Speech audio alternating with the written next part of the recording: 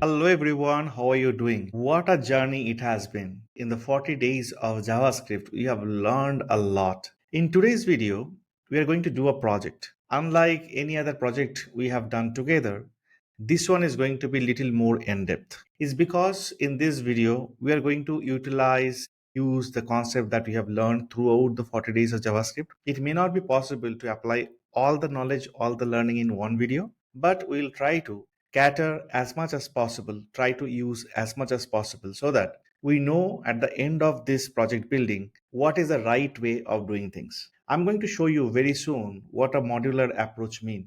I'm going to also teach you, like when you have got a use case to build something, how to think about it, how to translate your use case, your PM's requirement, or anybody's requirement to a screen, maybe a very basic wireframe, and then from there, how are you going to take it forward to translate that into code? I hope that this entire journey that we are going to go through in this video is going to help you a lot as a developer. Whether you are a junior developer, mid-level or senior, doesn't matter. The process and the progress towards making this happen is something that is your biggest takeaway from this video. That's what I believe. Without any further delay, let us get started. But before I do that, I have something for you. I want to thank you for joining this 40 Days of JavaScript initiative. It was really not easy for me to take out time and build content like this, all the videos with so much depth, knowledge, and the hands on task, projects, etc., without your motivation. So, thank you for pushing me. I hope that you are enjoying the 40 days of JavaScript a lot. I can actually sense that you are enjoying because a lot of you started providing comments. Those are so amazing to receive. I am overwhelmed in certain occasions that okay, this is what you feel about this content. Really, it just touched my heart, to be very honest. So if you haven't looked into 40 days of JavaScript yet, I would recommend you that you go through this course. This is free of cost, available on tapaScript YouTube channel, and you can start it being a beginner. And I'm sure, like when you are coming out of it, you will be not less than a master on this language. Master in the sense you will be able to use it the way that it should be used in your programming. That's what I can guarantee. All right. So to get started with our final 40th session of 40 days of JavaScript, let's understand what we are building today. Today, we are going to build an app to manage the expenses. Now, this is not a expense management, regular budget management application. This is something related to how to split your expenses. For example, Splitwise, a very well-known application you might be already using. Like you go for a tour with your friends and everyone paid their amount for purchasing things, booking things, or whatever, some logistics and etc. At the end of the trip, you want to calculate like what is the total amount that you have spent and how much each person should give to each other to settle their bills. So that's what the settling, Splitwise, settle up, and then split. There are multiple such applications that you can find on App Store or on Android. Now we are going to build an web application on the similar line. The use case or the problem statement of this application is whatever the expenses done by individual, we have to calculate a settlement so that at the end of it, we can publish a report saying that how much A should give to B, how much B should get from C, how much C should give to A, etc. The complete chart of it, right? And we can only do this when we know the total amount spent, and then we know like who are the users that contributed to the spending, and then we'll know like what is the settling amount that we're looking for, and then do our mathematical computations to figure out who has to give and who has to receive. At a very high level, this application might sound simple one, but though the use case is simple, you will see that in this application you are going to touch base a lot of things. For example, you will start understanding how to think about the application in a module way. How can you think of using something called models? How can you think of creating services? How can you make sure that multiple services come together to build your UI? How can you separate the UI logic from your business logic? How can you do error handling? How can you utilize certain core concepts that we have learned, for example, scope, this keyword, ES6 classes, object oriented programming concept, etc., in the 40 days of JavaScript? And then how can you also utilize some of the concepts from data structure and algorithm, a few very well known algorithm that people use in the e-commerce or the banking domain that we can actually use here, because we are talking about money, expenses, and all these things. Sounds amazing, right? Sounds more amazing. Yes, that's what my target for today is, to break this thing in such a way so that it doesn't look like that I have only one HTML, one JavaScript file. In the HTML file, I declared the complete UI, and doing document.get element by ID, I keep pulling things into one JavaScript file, doing DOM manipulation and getting things done. No, that approach may work, but it's also going to introduce a lot of maintenance headache, because tomorrow if a feature has to be added, it has to be added much better way without impacting any of the existing feature. Tomorrow if a developer is coming in, joining your project and trying to understand what you have written, they should understand very cleanly. So it means your code also need to be really cleaner, right? So we are going to focus on building this project not just with the intention of completing it from the HTML and the JavaScript perspective, but also keeping a lot of the standards and the best practices in mind. So I want you to code with me. I want you to pause this video wherever you feel that is required to pause. If you want to rewind and come, please do that. And also, as usual, throughout the last 39 videos, I have requested you that please take notes. So please take notes. If you have further questions, come to Discord. If you have further questions, put it in the comment. I'm going to respond to you. I'm going to help out as much as I can. All right, so let's get started seeing what kind of user interface we visualize for this application, where the expenses can be splitted and the settled result or the report can be given to each of the individual looking for it. Let's start with the requirements. So imagine that you have got this requirement from your product manager or someone who wants you to build an application, and the requirement looks like: build a smart expense splitter app like Splitwise. You enter group expenses and it calculates who owes what. That is what the requirement is. Now, keeping this requirement in mind, the right side is the UI skeleton that I have come up with. For this project or this session, this video, we'll go by this, but it doesn't mean that you have to stick to it. You can improvise, you can add, remove, delete anything that you would like to. Whatever the ways that you think this application should be, you can always change that. You are free to do that. But for this session, we'll stick to this one. This is our application layout, whatever you see over here. In this application layout, we have kept one header. Then we have kept a placeholder where you can come and add users. Among them, you want to split the entire expenses. So if you're going for a tour, let's say A, B, C, D, four friends went to a tour. So if you want to use this application, you will first add A, B, C, D, all the four friends' name and identity over here. Okay, so this is a place where you will have all the controls to add the users. Then for each of the user, you have to add their expenses. A would have given money to buy petrol. B would have given money to buy food. C would have given money to buy some drinks. It could be anything, right? Different kind of expenses that are there in the tour. So whatever the expenses that each of the individual have done at that moment, they can come to this application and they can add their entry, that whatever the expenses they have done. As and when they make some entry in the expense section, their expenses get listed over here in the expense list. A paid 230 rupees for petrol, gas, whatever. So gets listed here. B paid 1200 INR for buying food, get listed over here. So that's how it gets listed over here. And then we have a settlement button finally, like when the tour is over, then someone can come and click on the settlement button. And in the settlement section, we get the entire report, like who has to give how much to whom, right? A has to give 320 rupees to B, B has to give some rupees to C. C doesn't have to give anything because he is the person who spent most and he is going to get from everybody else. And then D, she needs to give probably 250 bucks to C. So something like that, that we'll be able to see in the settlements. And then there is a small footer where you can keep any note like your copyright of the application. So this is what the application structure looks like. Now, next thing that we're going to do, we're going to get into each of the structure, try to break these requirements further and see like, oh, this is header. I might need a logo. Do I need anything more than that so that I can factor it in now itself? In future, if there are certain things coming in, I'll be able to factor that in without repurposing, without changing the code too much. Can I do something like that when I'm starting to code?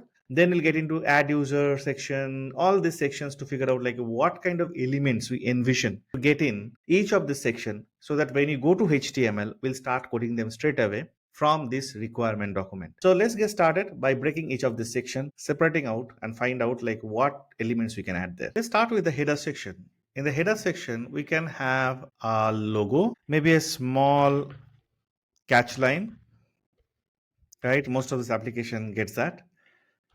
And at the right somewhere, we can have few nav links. At this point, we don't know what kind of navigation link required. Maybe share on X, share on some platform, social platform, or we can have links like maybe export all these expense details, or you have this expense details somewhere else, maybe in a Google Sheet or Microsoft Excel, and you want to import to this application and want to work further, right? That could be one use case that I can think of. So thinking of these use cases, these are the things that I can think of adding into header. Okay, so header part is sorted.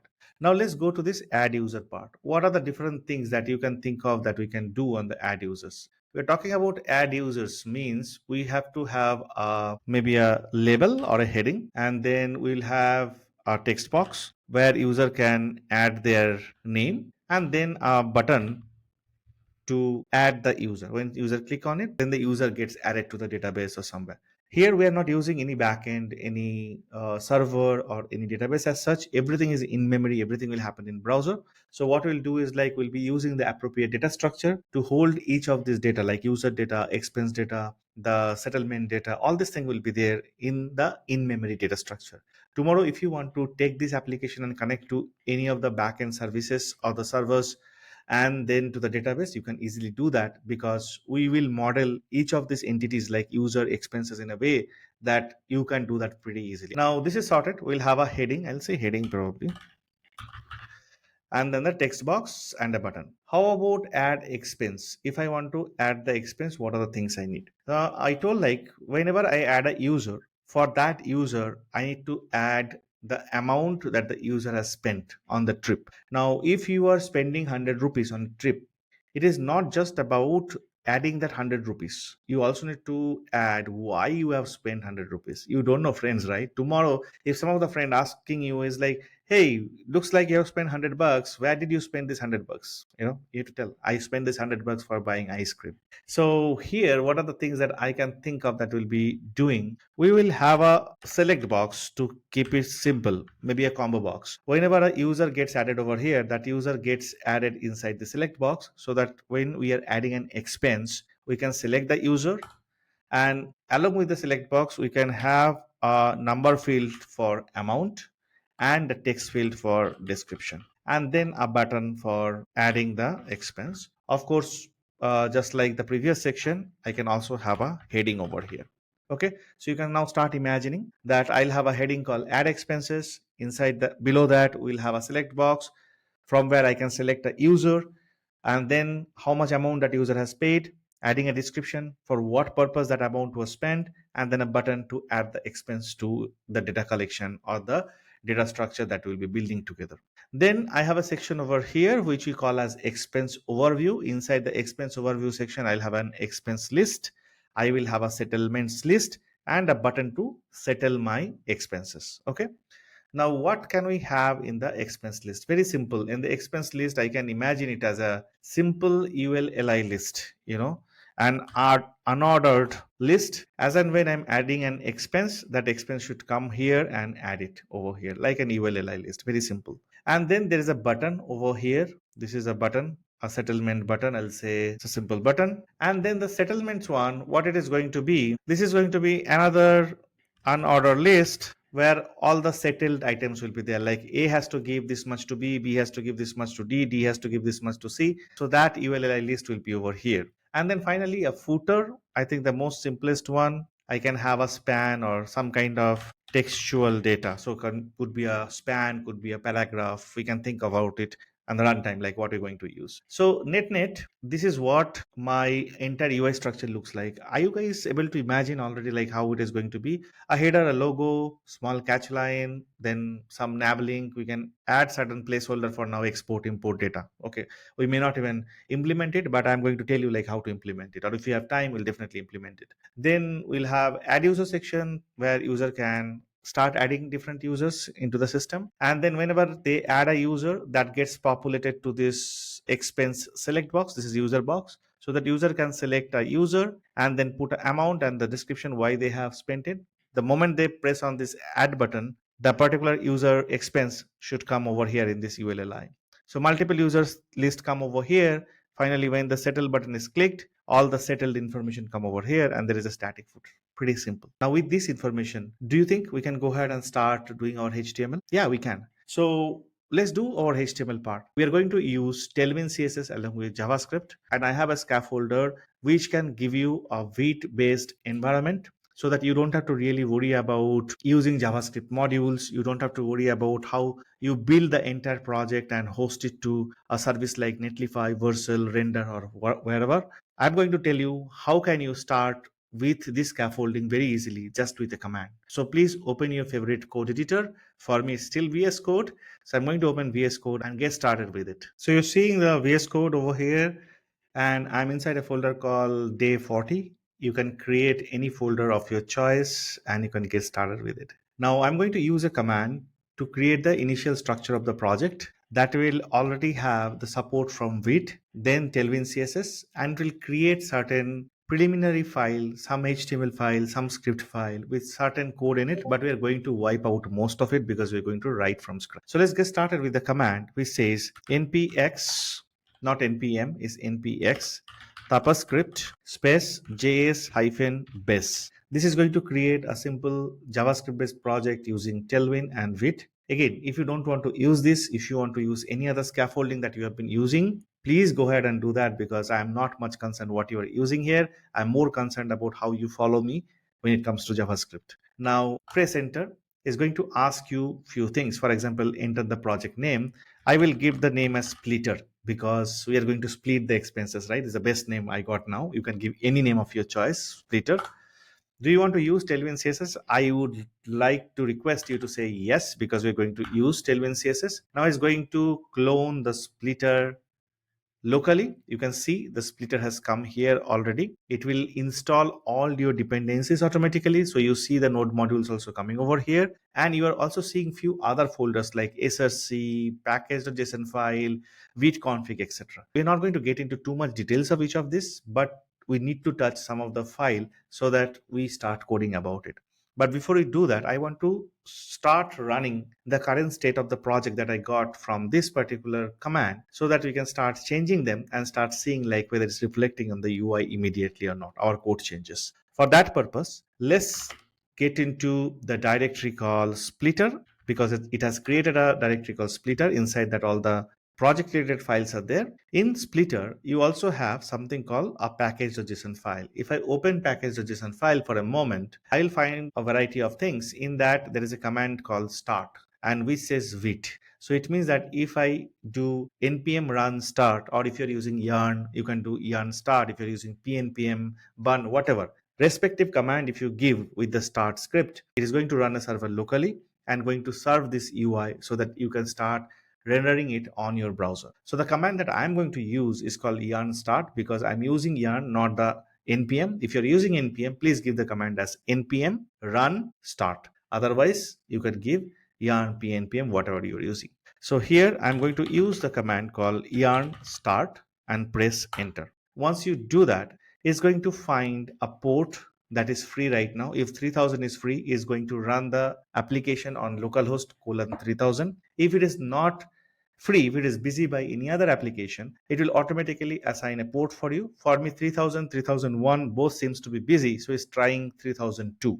So let me go ahead and pull my browser, and over here let me go to http localhost 3002 and see what comes up. All right, so I get a message saying that, hey, congratulations, your setup is done, made with love by tapaScript community, all these things. We don't need this, right?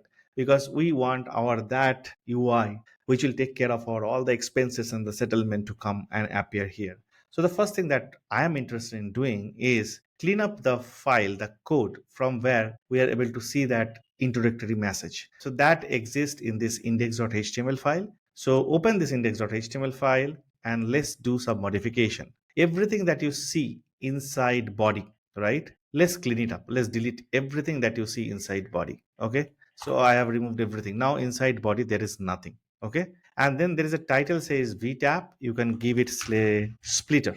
Okay, now if I go to the UI once again, I'll now see the blank page because I've removed all those code, and in the title I'll see splitter. So things are kind of working. I know that whenever I'm doing a code change, I can see the changes immediately. Going back to the VS Code again, I can see here that there is a script that is added by my scaffolder saying that this particular HTML is already loading a JavaScript file called main.js file. So if I go to main.js file, which is under src, I'm seeing a simple console.log say hello world. Now, if I go to browser, I see this hello world here as well. So it means my script part is also working along with the HTML. So all set. Now, next thing is about following this structure. Let us start doing our HTML thing so that one by one, I can bring the structure alive and make it look like if not too beautiful UI, but at least something working. Inside SRC, we have a file called index.css. This is where any CSS that we want to define, we will define here. We'll be using most of the CSS from Tailwind as much as possible, the utility classes that it provides. But I want to also write some of the CSS by my own so that I can teach you in some cases like some of the good practices of doing CSS and how to utilize them in our HTML so that UI looks a little bit better. So let's go back to index.html for now. Let's start with the body. In body, we are going to start with a class called minimum h screen from Tailwind CSS, which is nothing but providing a minimum height of 100 VH, your entire viewable area.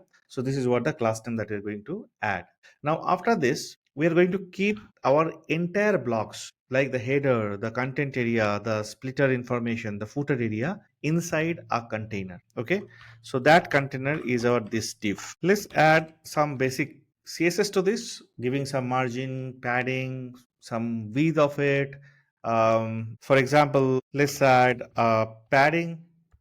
Then let us add some max width. You can also achieve responsive UI using Tailwind breakpoints very easily. For example, in the mid MD breakpoint, what is the padding that you are looking for? Then in the LG breakpoint, what is the padding that you are looking for? So you can add the breakpoint specific styles so that when it is on a 4K screen or on your regular desktop, or it comes to a resolution that is with mobile, how your UI should behave without breaking the basic user experience of it, right? So whenever you are doing HTML, you are doing the look and feel of the application, please keep the responsiveness in mind, like in each of the breakpoint how your UI should look like.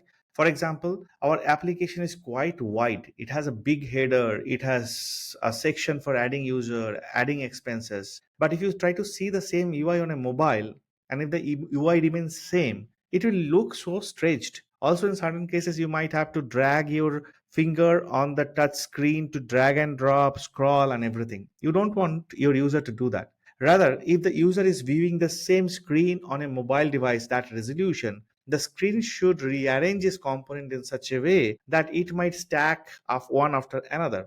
So user can just scroll, first saying, okay, that's this user list, scroll further, expense list, scroll further, this is my settlement list. That's how the UI should behave.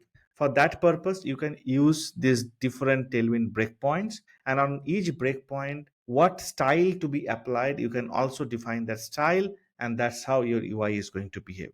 So everything, our header, content area, footer, we want to keep inside this div container. After this, we are going to focus on building the header part. To get the header done, we need this header tag of HTML so that our UI also become semantic. On this header, we can add a few class because in future, so we have to think about some layout, and that's the reason we are going to use a flex layout.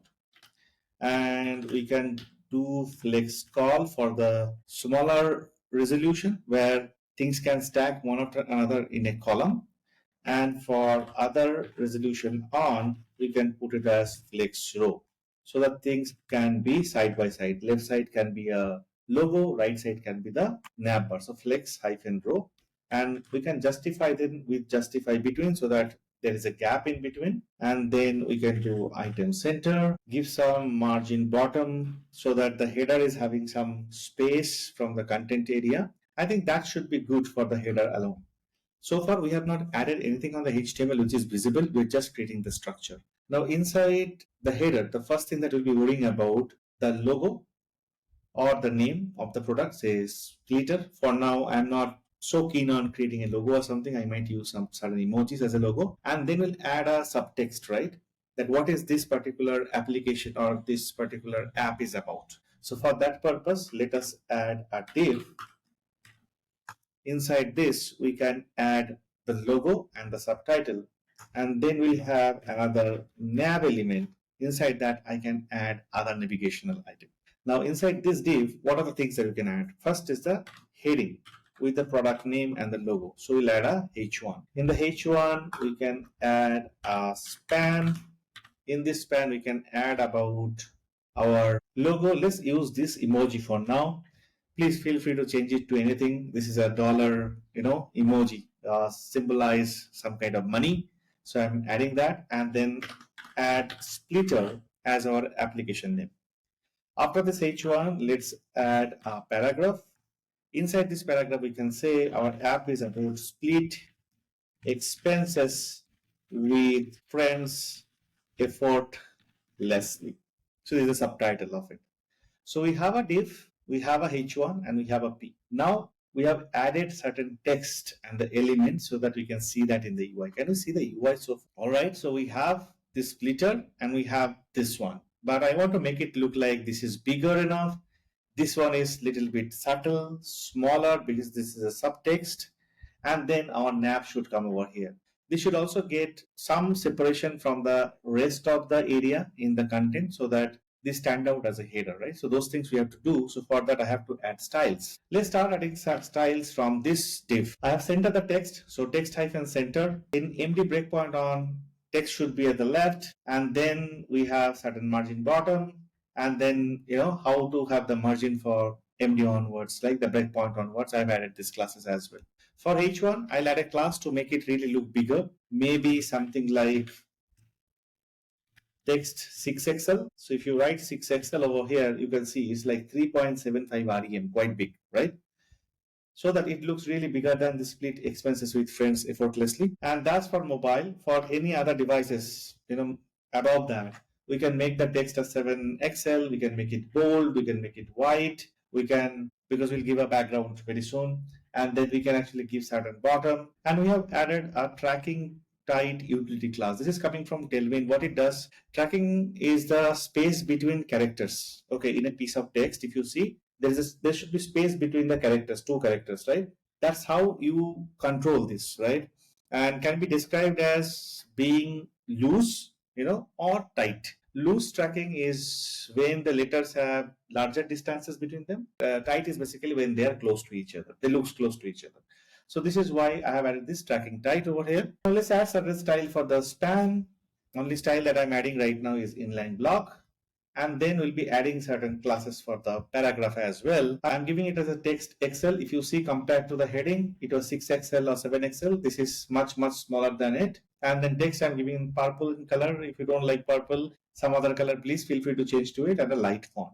With this, I want to add a specific kind of gradient to the body so that it looks little neat. My UI start looking little kind of fancy. So let's add a class. This is where I'll be creating my own classes. Okay, so even if you're using Tailwind, there might be time that you have to use your own classes. So this is what I'm teaching you. How can you do that? Let's do something called a gradient hyphen PG. It's my own class. So I have to give a definition of it. I'll copy this one. I'll go to this index.css file.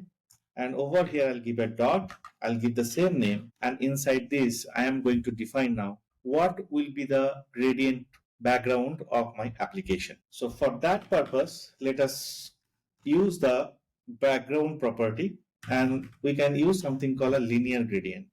And we can say like what are those two colors and in what degree we'll be using this color so that a gradient gets created.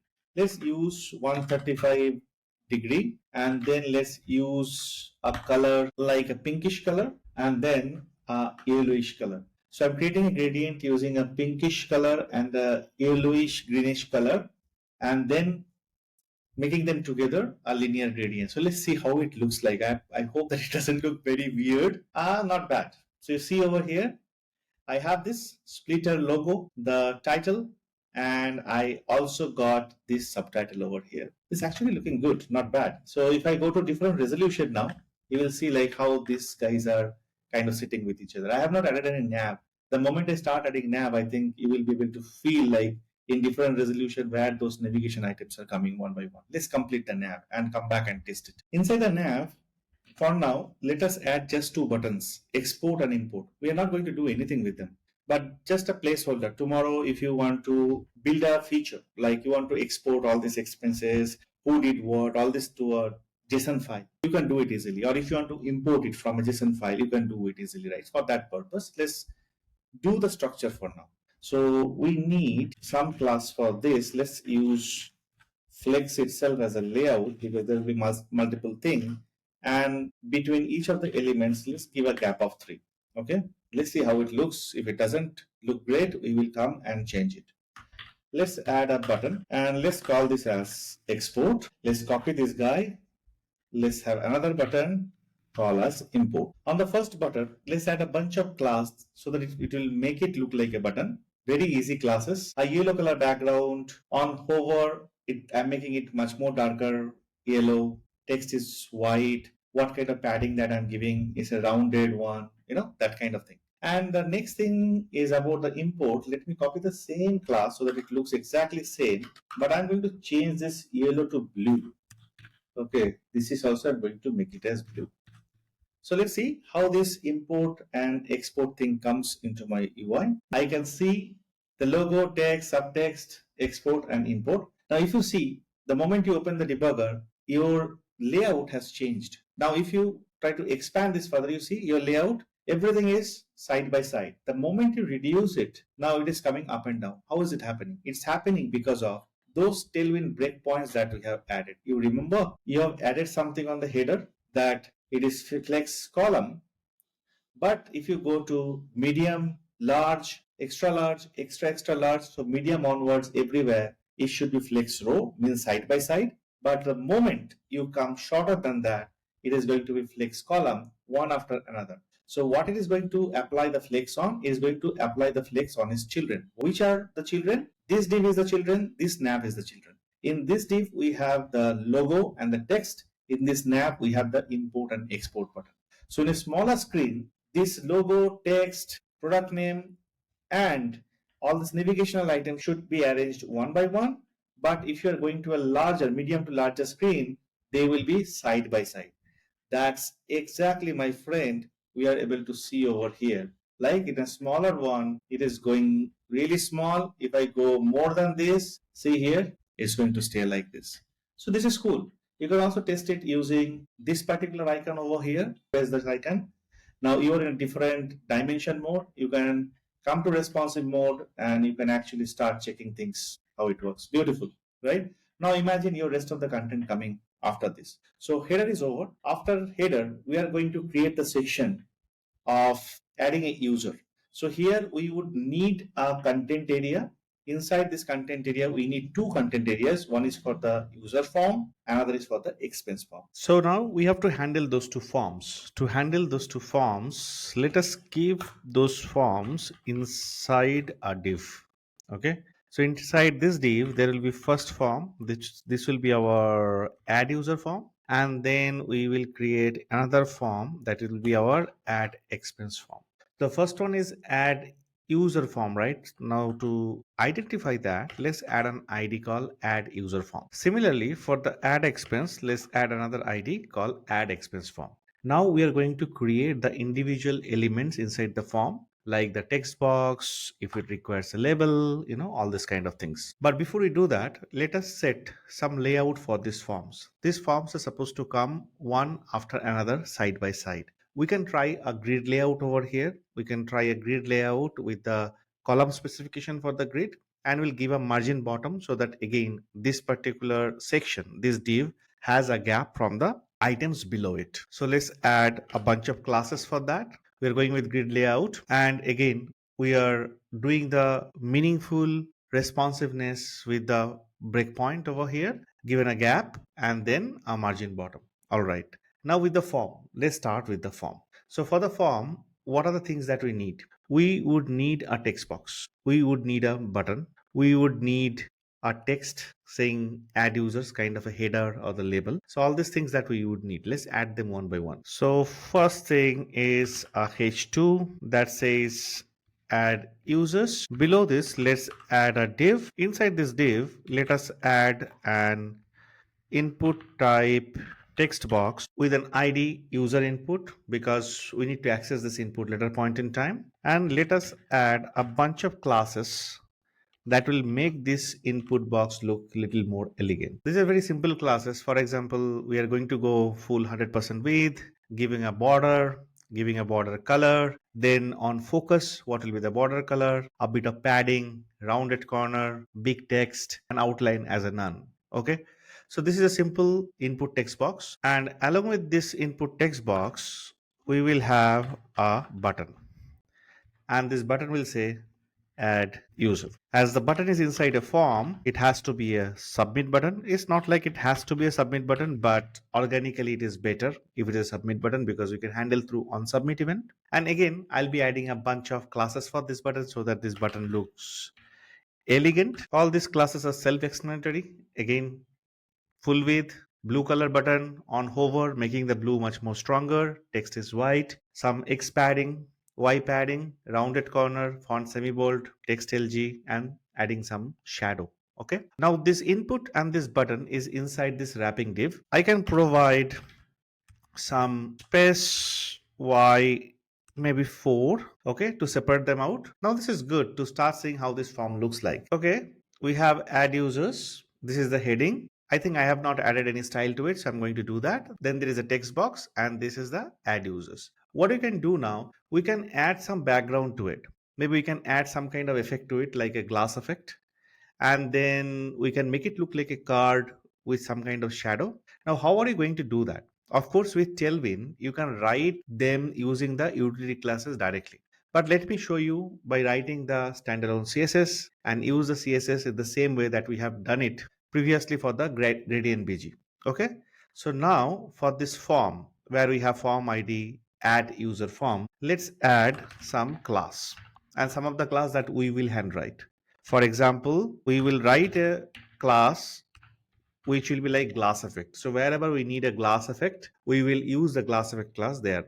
After that, we can give certain padding around it, because there will be a background now. So a padding will make it look much better. Then let's give some rounded stuff so that it has a rounded border. And we'll also add a style called card shadow. Okay, so let's give definition to this glass effect and card shadow one by one and try to understand what they're doing.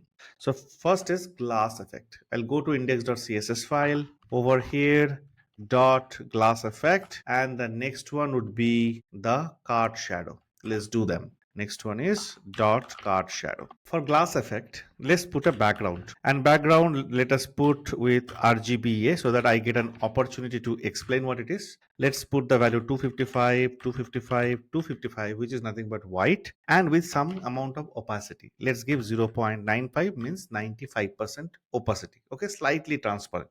Then the main thing that is going to give this glass effect is called backdrop filter. So let's use backdrop filter, and let's give a value of blur, because we're going to make the backdrop blurs whatever is behind this element. So I'll make a backdrop blur, and let's give a value of 10 pixel. That is the strength of the blurriness that's we want to provide. And then we want to provide a border. Let's provide 1 pixel solid, a similar color border over here, not this high opacity. Let's put 20% opacity, like a grayish one.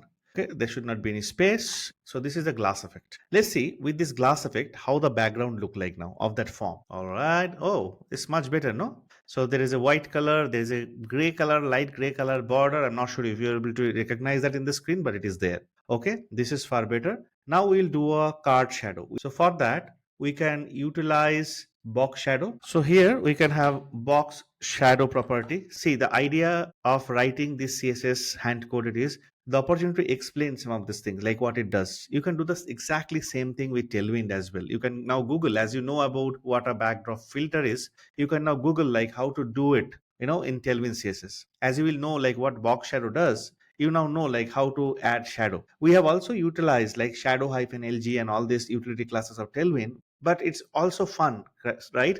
Writing some of these things hand coded from the ground. So let's do a box shadow and all this for side of it. Let's put 0, maybe 20 pixel right, 25 pixel bottom, minus 5 pixel from left. What is the color of the shadow that we are looking for? We'll do a blackish one with some transparency of 0.1. So this will be our first shadow. Similar to this, we can add one more shadow. So this is another shadow with little bit different dimension and little bit different background color. Okay. Now this car shadow is already added to this form. Now if we go to our browser, you are able to see some kind of shadow over here at the bottom. So far this UI looks good, but this add users is something that we need to do. It's not looking great.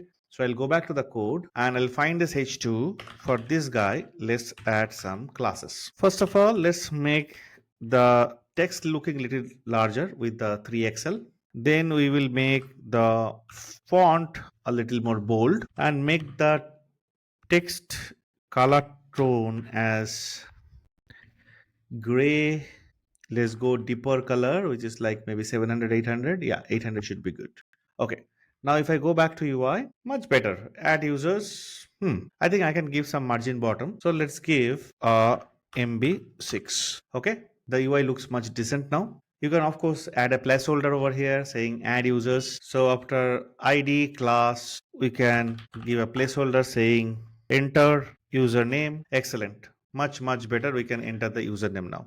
So add users ready. Can we add expenses similar to it? In case of add expenses, again, if we go over here, it is going to be a little different because we'll have a select box. We of course have a heading just like the one that we have added, but it will also have a select box. It will have a amount, which is like a number, and then a description like why a certain expense happened, and similar a button like the add user button. Similar to it, there's another button that we have to create. So let's go ahead, start adding them inside this form. For this form, we already have add expense form ID. Now I'm going to add the same class that we have defined for add user form. So I have added this. If I go to the UI now, you see it started appearing over here. If I shrink this, what happened? This is responsive. Do you see this? This is responsive. How beautiful it is, right? I have taken care by putting them inside a grid, and then I have defined the calls that they should be in whenever they're in the bigger screen versus they're coming to the smaller screen. You see it is responsive. All right, so let's go back. Let's finish this form. So this guy is going to be almost similar. I'm going to copy this H2. I'm going to put this H2 over here. I will say add expenses instead of add users. And then there is a div. I'm going to copy this div from here. No need to write it again when you can copy paste and you know what you are copying. So here there are a few things that we need to change. There will be more things for expenses, right? There should be a select box, there should be an input number box, and there should be a text box for the reason, like why exactly someone have done some expenses. So first thing first, let's create a select box. So select box, if you want to create an HTML, you have select, and over here let me add one unique ID called expense user input, like who is that user who has done this expense. So that is the one. And then of course we are going to add some classes so that it looks beautiful. Again, I have added 100% width, some border gray. See, these are all very normal class, right, that I've added before also for input box. Same thing I have utilized over here as well. As we got this level and this select box, I think it would make sense to put them inside a div tag so that we can group all these fields together, like who paid together. And then we'll have one more div which will have a label similar to this, and this will be the amount that is paid. Let's put it as amount paid in INR, and then bring this input guy inside this div, but this will be a number because it's an amount, and then we'll change the id to expense amount input so that we can recognize this input field later. The class, let it be same. Let's put a minimum value so that it starts with 0 and it will step with 0.01 so that you can also pay in paisa, right? Now placeholder, let's change from enter username to a number like 100. So we have two sections created now. Let's go to the UI and see how it comes out, and then we'll do rest of the arrangement. Okay, so we have who paid select box. Right now no options added, so nothing is coming, and we have 0.01, 0.06. Oh, it's actually working. All right, so let's go back, finish with the third field, which is like third div, third section. I've copy pasted the same div, and the thing that I'm going to change over here is instead of amount, I'll call it now a description, and then this will be text. The ID, this is a description, this is a reason why the expense has been done. So I'm putting an ID as expense reason input, keeping the class same for now. We don't need this mean and step, so I'm deleting it. Add a placeholder like, maybe ice cream, something like that. So now we have all these div together. So there are three divs, but if you see in the UI that these divs are coming like one below another. Instead, we want them side by side, like who paid, below that the select box, then the amount, then the number box, then the description, then this particular text box, and then the add user. So we still need to fix few things in the styling. Let's do that quickly. Let's go to the top of this form. Here we have given one extra div by mistake. So let's fix that first. Let's add some classes to this label. The class that I've added is like small text, medium font, and a gray color, text, and some margin bottom. Same style I'm going to add to all the labels. You can pause the video and do same styling. Now to make them sit side by side, one way that I can do it is wrap this three div and this button, all these three things inside a grid layout. A div again, and then cut this letter, put this first div, second section, third section, everything inside this new div. Okay, and then let's put it as a grid layout. So we will start with grid. From empty breakpoint onwards, we want 3 columns. That's what we have decided. But if it is smaller, then it has calls 1. Let's have a gap of 4. I think this should fix it, right? So let's go to the UI. Yeah, it's better, right? So who paid, amount, and description. Everything looks good. Now if I test the responsiveness, yeah, see, things are aligning so beautifully. Isn't it great? Yeah. So the second section is also done. Now we would bother about our last section where we want to get this expense list, settlement, and this button. But before that, let me add a comment so that later point in time I can understand it. I'm just doing it because I want to put certain good practices whenever you start building things, and whenever you start building something which is like grow bigger, it's good to put some of these small things so that later point of time your life will become easy. And one another bug that we have is we have not changed this button text to add expenses or add expense, right? Now if I go to UI, let's check the UI now. Yeah, it shows add user and add expense as we have fixed that label, right? Now we will be focusing on this section where we'll be talking about the expense list, we'll be talking about this button, and we'll be talking about the settlement list. Also, we can add a header over here saying that expenses, something like that. So this particular section is like about all expenses, so let's add a header and then these three things side by side.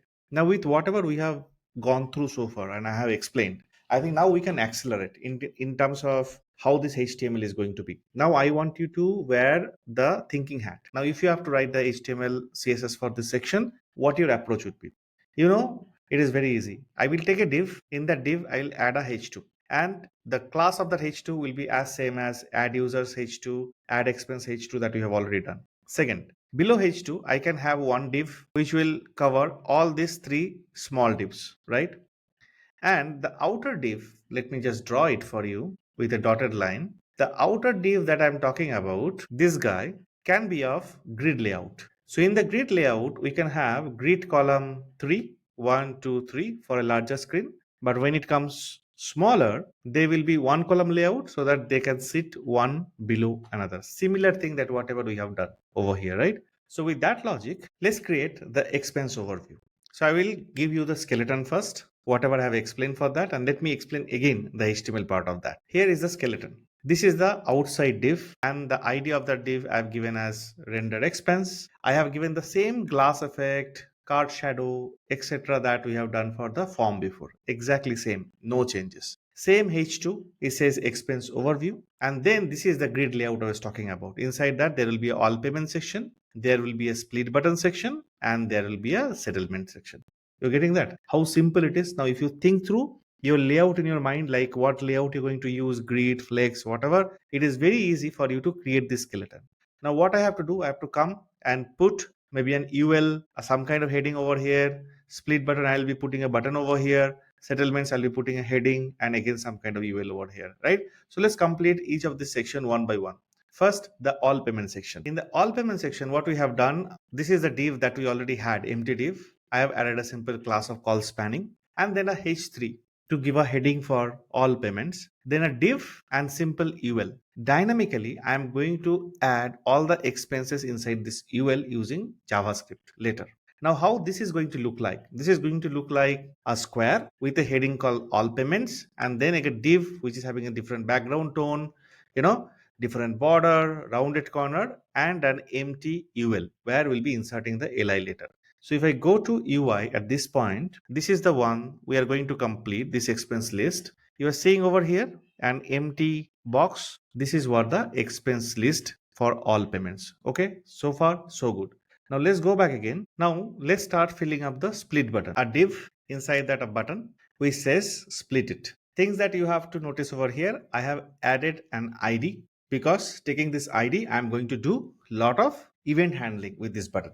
As usual, given a call span, made a flex layout, and then the button is having similar kind of class that you have seen for add expense, add user buttons, right? So let me go to UI to show you how it looks.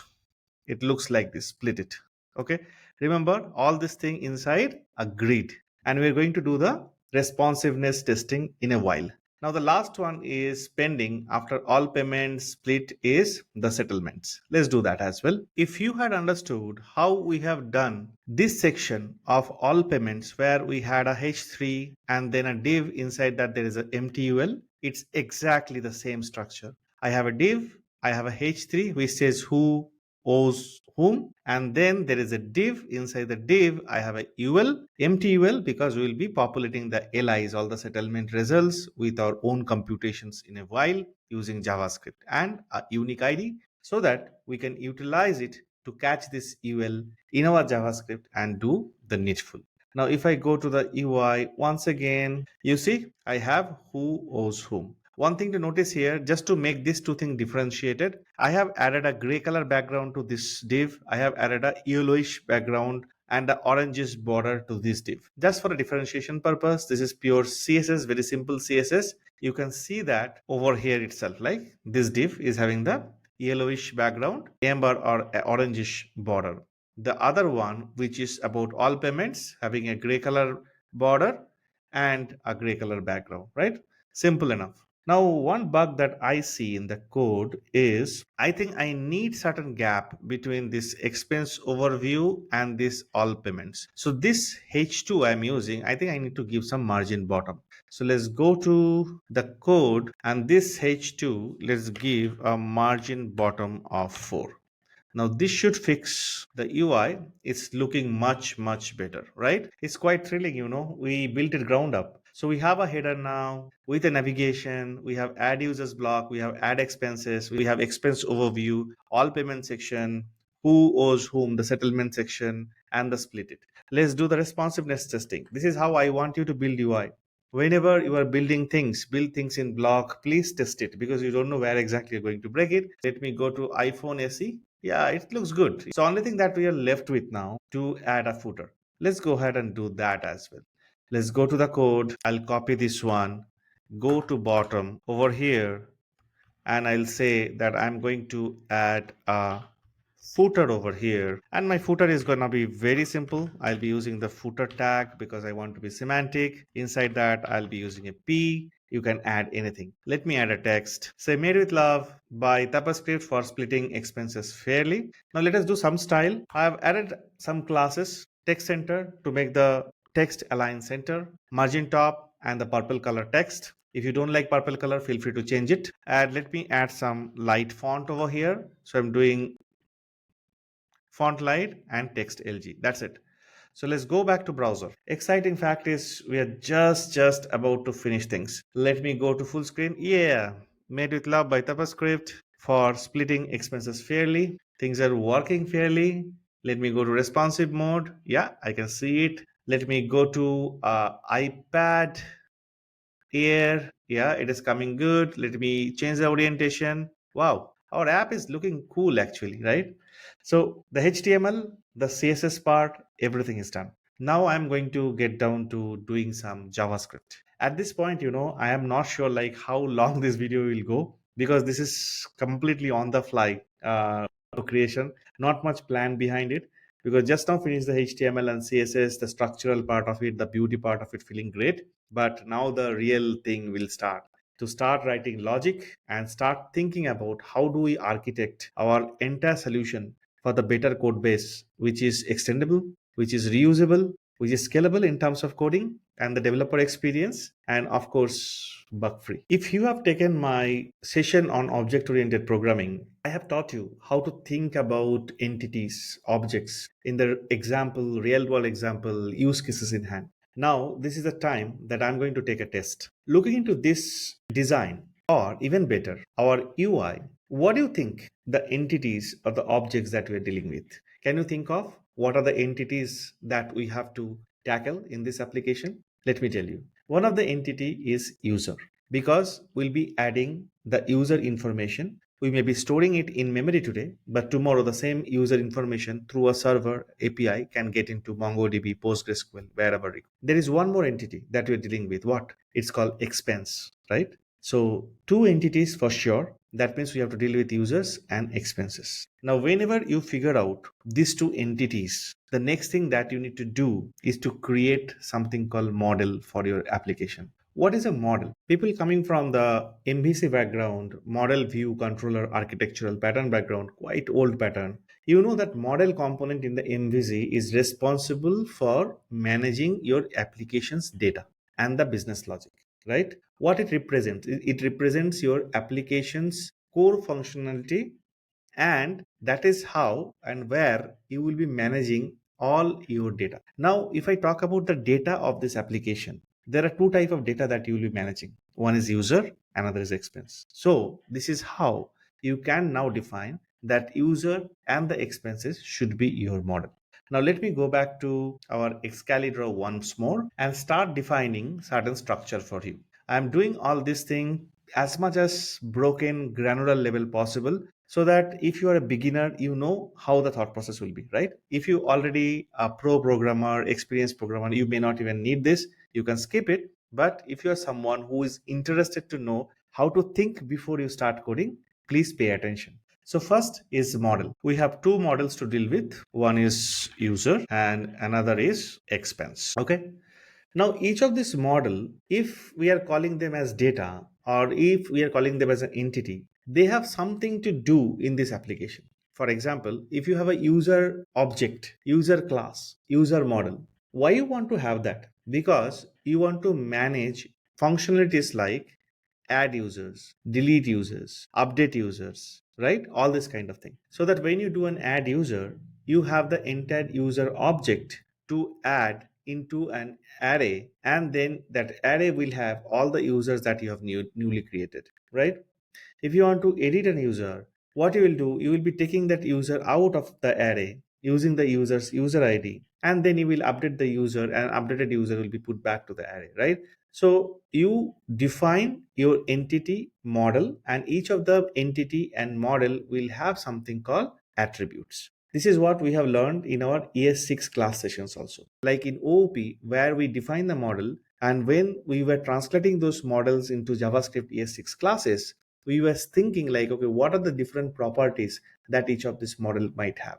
So can you think of like what properties user model might have? If I look into our application, the only property of user that we are dealing with is name. So I will put this as user will have a name as property. What expense will have? If I look into my application, expense will have three properties. One is who paid, what is the amount paid, and the description. So I will go to expense model and let me add three arrows because expense is going to have three properties. This is how if you start breaking down from your UI to your diagram, your coding is going to be much easy. So I'll have paid by is one of the attribute. Then another attribute that I'm going to add is amount that I'll be paying. And then the last attribute that I'll be interested in is description. That's great. My model is defined. Now, on top of this model, on top of these properties, what kind of behavior my model can have? When you talk about the properties, those are the state of your model. Your model has a state called name, and that name might change from one user to another user.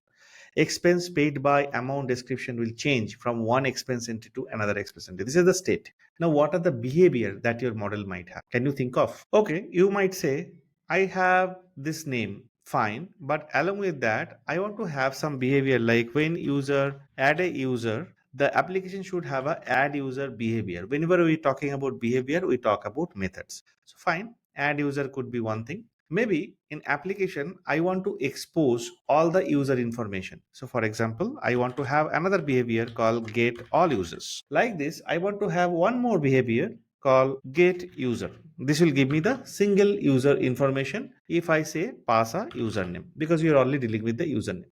Like this, we might want to have a bunch of behaviors in the applications. Now, similar to this, in the expense level, I might want to have few behavior like add expense, then get all expense, correct? Then maybe get expense by user. Here you pass the username and can get the expense done by this particular user. You might want to have settle expense, this kind of thing, this kind of behavior. But one thing to notice over here, all this behavior that we are talking about just now, whether this user centric behavior or this expense centric behavior, these are application level behavior. This is not the behavior of each of your model. So whenever we talk about each of your model or each of your entities behavior, that time we are talking about what kind of method, if I'm creating user as a class or expense as a class, apart from having name as a property or these are as a property, what kind of method we want to have it in the user or have it in the expense. At this point, to be honest, I don't see any need of any method. So we will define two classes now with user and expense and we'll add the respective properties with them. Then where exactly this add user, get all users, get user, add expense, get all this kind of method resides. Should they go inside the user class? Should they go inside the expense class? Or should I create another class? That is where I should put them. How you should think about this architecture. Can you think of it? But before you come back with your answer, do we really need them? Can you think? Add user, I need it because I'll be entering something, clicking on this button, and the user should be added, isn't it? So I need add user. Do I need get all users? Maybe somewhere I would need it, get all user. I'm assuming. Get user by a user name. Maybe I need it when I calculate my expenses. That time I might need it. Add expense definitely required because I'll be selecting a user from here, adding an amount here, description here. Add expense is definitely required. Okay, then get all expenses, yes, it is required because that is what I'm going to list down over here, and anytime I can actually make a call to that method to get all the expenses. Get expense by user, I may need it. I'm not sure at this point of time that I'll be writing that method or not. Settle expense, definitely. Whenever I click on this split it button, I want to settle all these expenses like how much who has to give, how much who owns, and then list it out over here. So I think these methods, each of these methods are very relevant to me. But the bigger question is, where are you going to keep these methods? Are you going to keep these methods inside user, all the user related methods, or expense related methods inside expense? But if you think add user, get all users, get user, add expense, settle expense, all these things are your application's behavior. It is neither a user's behavior or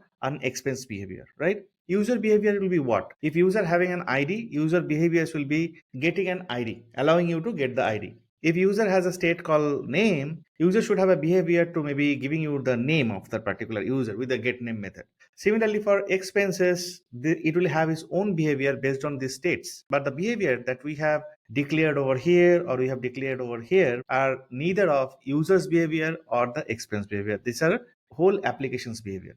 Now, when you have a situation like this, when you have to define your application's behavior, you don't put these methods individually inside your model. This is how you need to think about modularizing your application, like breaking things into different layers. Then how do you do it? Now, what do? You bring them inside something which we call a service. So you have model and you have service, right? So now imagine that you have the UI and user has typed the username. They have done add user. What you will do, you will call the add user function as you add user function from your service. Add user function internally will use the user's model to populate the property of that user, like name. You have added the name, right? And then create an user object instance for you. That user object instance might get added to an array in memory or through an API to the database. That's the implementation specific details. But you got like how to go about doing things. So it means we are saying that if you have the UI somewhere here and you are clicking on this add user button, you will be now invoking this one from the service. From service, we will use the model, and then this particular service either going to write to some in-memory object or a database or a file system, wherever it is, right? So as we have the service now, as we have the model now, we need one more thing that we have to create is our UI section. Are you getting how things are now attached to each other? They are now wired together. So from your user interface file, JavaScript file, you will be now calling the services. Service will call the model and populate the model and then push it towards saving it either in memory or wherever it is, right? With this thing in mind, with all these things in mind, with this picture in mind, if you understood all of this, let's go ahead and start creating all the JavaScript files and start writing code for it. So coming back to the code, what we're going to do inside SRC, I'm going to create a folder now because I'm going to create the models. So let's create a folder called models. Inside this, we have to create two models.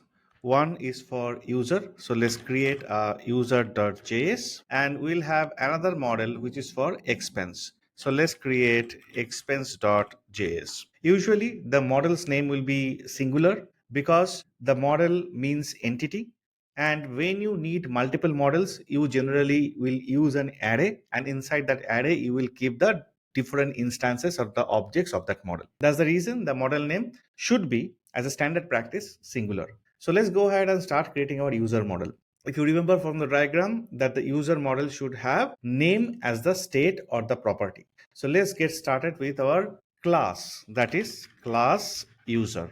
Class name should start with the capital case. We know that. So user.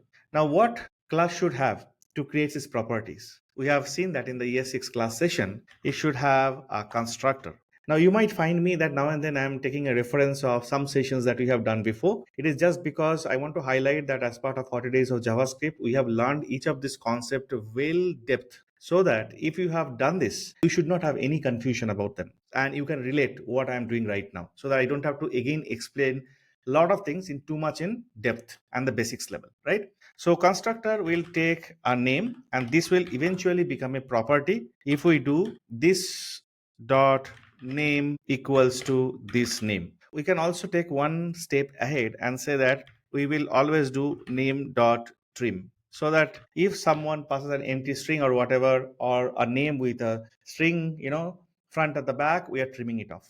But what if somebody pass an undefined or somebody pass a null? Then this is going to go for a toss, right? This is going to fail because you cannot call the trim function on undefined or null. So for that reason, we had to have certain kind of validations and checks and balances in place. So this is always a great practice. Like when you are creating a class, you have your constructor method. Inside the constructor method, have the validation for your properties so that in any circumstances, those are not going to break for you. Okay, so this is very important item to take care. So what kind of validations we can have? We can have things like if name is not present, or we can also do type of name is not equals to string. So this will make sure that we are not able to pass the number also as a name. In that case, what are you going to do? Are you going to return from here? No, that's not going to work, right? Because we're doing things inside the constructor. But what you can do, you can throw an error from here. We have learned that in the exception and the error handling session already. So you can do throw new error, and here you can write user name must be a non-empty string. Correct? So anyone passing an empty string, undefined, whatever it is, non-string is kind of caught over here. It is only allowing a string. Along with name, I think it would be also great if we create another property called ID. And for ID, we can have a method called generate ID. To create a method for generate ID, we can return crypto dot random UID. So this is going to create a random UID, and you are just returning from here and you are utilizing over here. Fair enough. So this much is enough for my user model, which has a property. We have initialized it. We have also initialized ID. We could have done crypto.random UID here itself, but in some cases I might want to expose this particular method on user to generate different IDs. That's the reason I have kept it as a method. Every time this method is called on user object or user instance, it will give an unique ID for that user. And then I also had the required validation. With this, let us now go for the expense model. For expense model, I have opened up expense.js inside models folder, just like I did for user. And here also, I will write a class called expense. So I have to do a constructor, of course, because I have to create the properties. What are the properties an expense had? From the diagram, we know that it has a paid by, it has an amount, and it also have a description. Correct? Now, among this, which one you think mandatory versus which one you think as optional? For users, there is a name. Name must be a mandatory thing. Okay. For expense, maybe paid by is mandatory. The user who paid for that expense is mandatory. The amount that user paid is mandatory. But description why that user has paid could be optional. I'm just taking it as an use case. Let's say our product manager has told the paid by and amount are the mandatory field. Description is not a mandatory field. If user not choose to select a description or give a description of the expense, what I want to do, I want to pass a default value for it. And I can say no description or no description provided. What do you think about this? I'm doing this to teach you, like for certain parameters of your function, if you think that there could be an undefined, there could be a value that is not being passed from outside, you can always set a default value to this one. If someone passing a value for this description, this default value will be overridden, and that particular value whichever supplied from the outside will be set to this description parameters value. Got it? Quite simple. Okay. Now, as we have this, what is the next thing that we can do? I guess the next thing we can do is to do the validations, like how we did for user. We have done for name. I'm going to copy this as it is. I'm going to paste it over here, and I'm going to change it paid by, because this is mandatory. Paid by is of course a string. So I can say paid by, make it P capital, must be a non-empty string. Okay. I can have one more validation, isn't it? That's for amount. So I'll copy this one again, and this time I'll do for amount. If amount is not passed or passed as 0, we don't want to take any expenses with 0 value, because expense means you have spent something. And we can do type of amount, what it is supposed to be number always. And also, can we make a check for negative number? So we can do another or amount less than equals to 0. So if it is 0 or less, if it is undefined, null, whatever is getting passed, or type of amount is not a number, then we can say amount must be a positive integer. Correct? You're getting how things are kind of getting built slowly. Now, one of the advantage of throwing this from here is wherever you use this expense or you use this user to instantiate any user, to instantiate any expenses, wherever it is required, if these things are not satisfied, it is going to throw an exception. It's going to throw an error from there itself. Now there, where you are doing this thing, you can have a try catch to catch this error that is throwing from here. You can log that to your user log. You can alert it, you can do different things. Now, the next thing that we should do is the assignment. Say this dot paid by equals to paid by. this dot amount equals to amount, this dot description equals to description, and just like before we can also add an id. We will do this generate id similarly. So let's copy this generate id from user, let's put it here. So generate id is set. Do we need anything else? We can do one more intelligent thing. Whenever someone create an expense, how about we add a timestamp, like at what time this expense was created, so that we can even show that into UI somewhere, because that will be added as a metadata or the property to the expense, right? So can we do something like this dot timestamp equals to get the current time, which is new date, dot to ISO string. All right. So now it is kind of ready. You can also do one more thing. See, as I'm writing this code, I'm feeling like we can improvise more. Just like we did with name, here we can do trim so that anyone passing the paid by value with the spaces around it, it will be trimmed. Even the amount, this dot amount, this also we can use like to fixed. You can fix the precision, right? So amount of true fix to the to precision, and then you can make it like per float and add it over here. So whenever a number is passed, you remember in the UI, we have taken this number in the point values. Here we are making sure that after 2 points, we are neglecting it. So fixing it to 2 point values. And then as to fix return a string, I am then converting into a float and then assigning to the amount variable.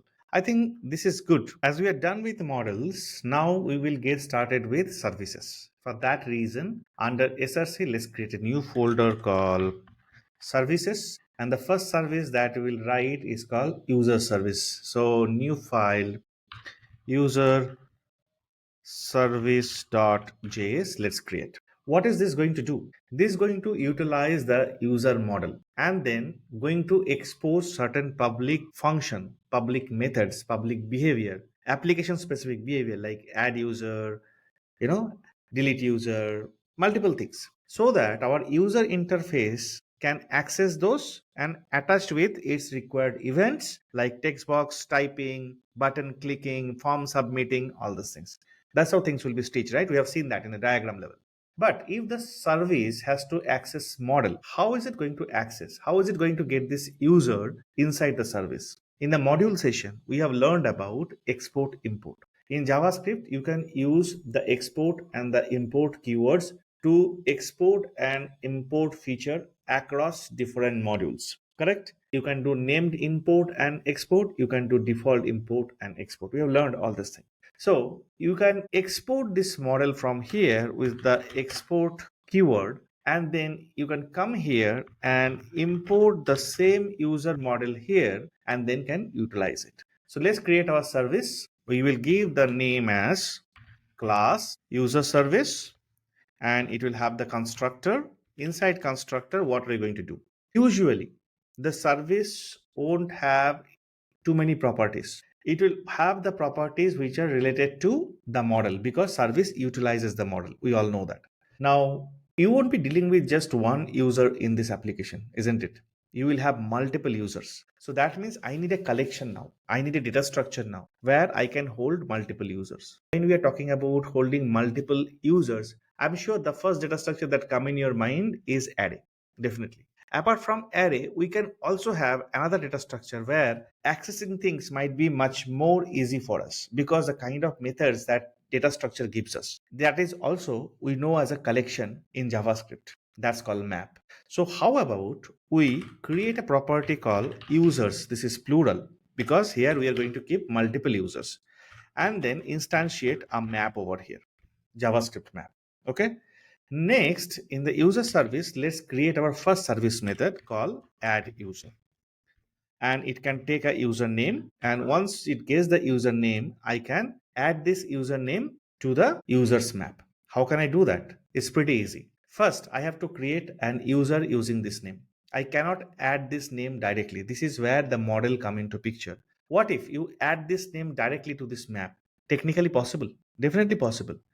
It is JavaScript, it's not TypeScript. There is no type safety over here. You can practically add this name as a value of this map. Okay. But we should not be doing it, because tomorrow if you add other behaviors to user, if you add say another method called toJSON, using the toJSON method, you can extract out all the information of the user in the JSON structure, so that you can export that JSON, later point in time. Think about the use cases. If you just put the name over here, it will be very hard for you to create a JSON representation of a user object, of an expense object, if it is not part of model. So that's the reason you create a model, create all the behavior of the model together, so that you always deal with the model, you always deal with the instance of the classes than just the individual property values. Okay, individual properties values will be many, so dealing it in that individual property value way, things will be very very messy. That's the reason we are not creating one JavaScript file, one HTML file, and then doing all these computations with the raw value that user is providing on the input, and then passing them across and making the code like a spaghetti. It will be like a hodgepodge code which you will never understand. But if you put your modularization in place, if you do this model services like this, it is much easy for you to identify where you have to add a functionality. Whether you have to add a functionality for user, yeah, let's go ahead and do this. If you want to add a functionality for expense, yeah, let's go ahead and do it.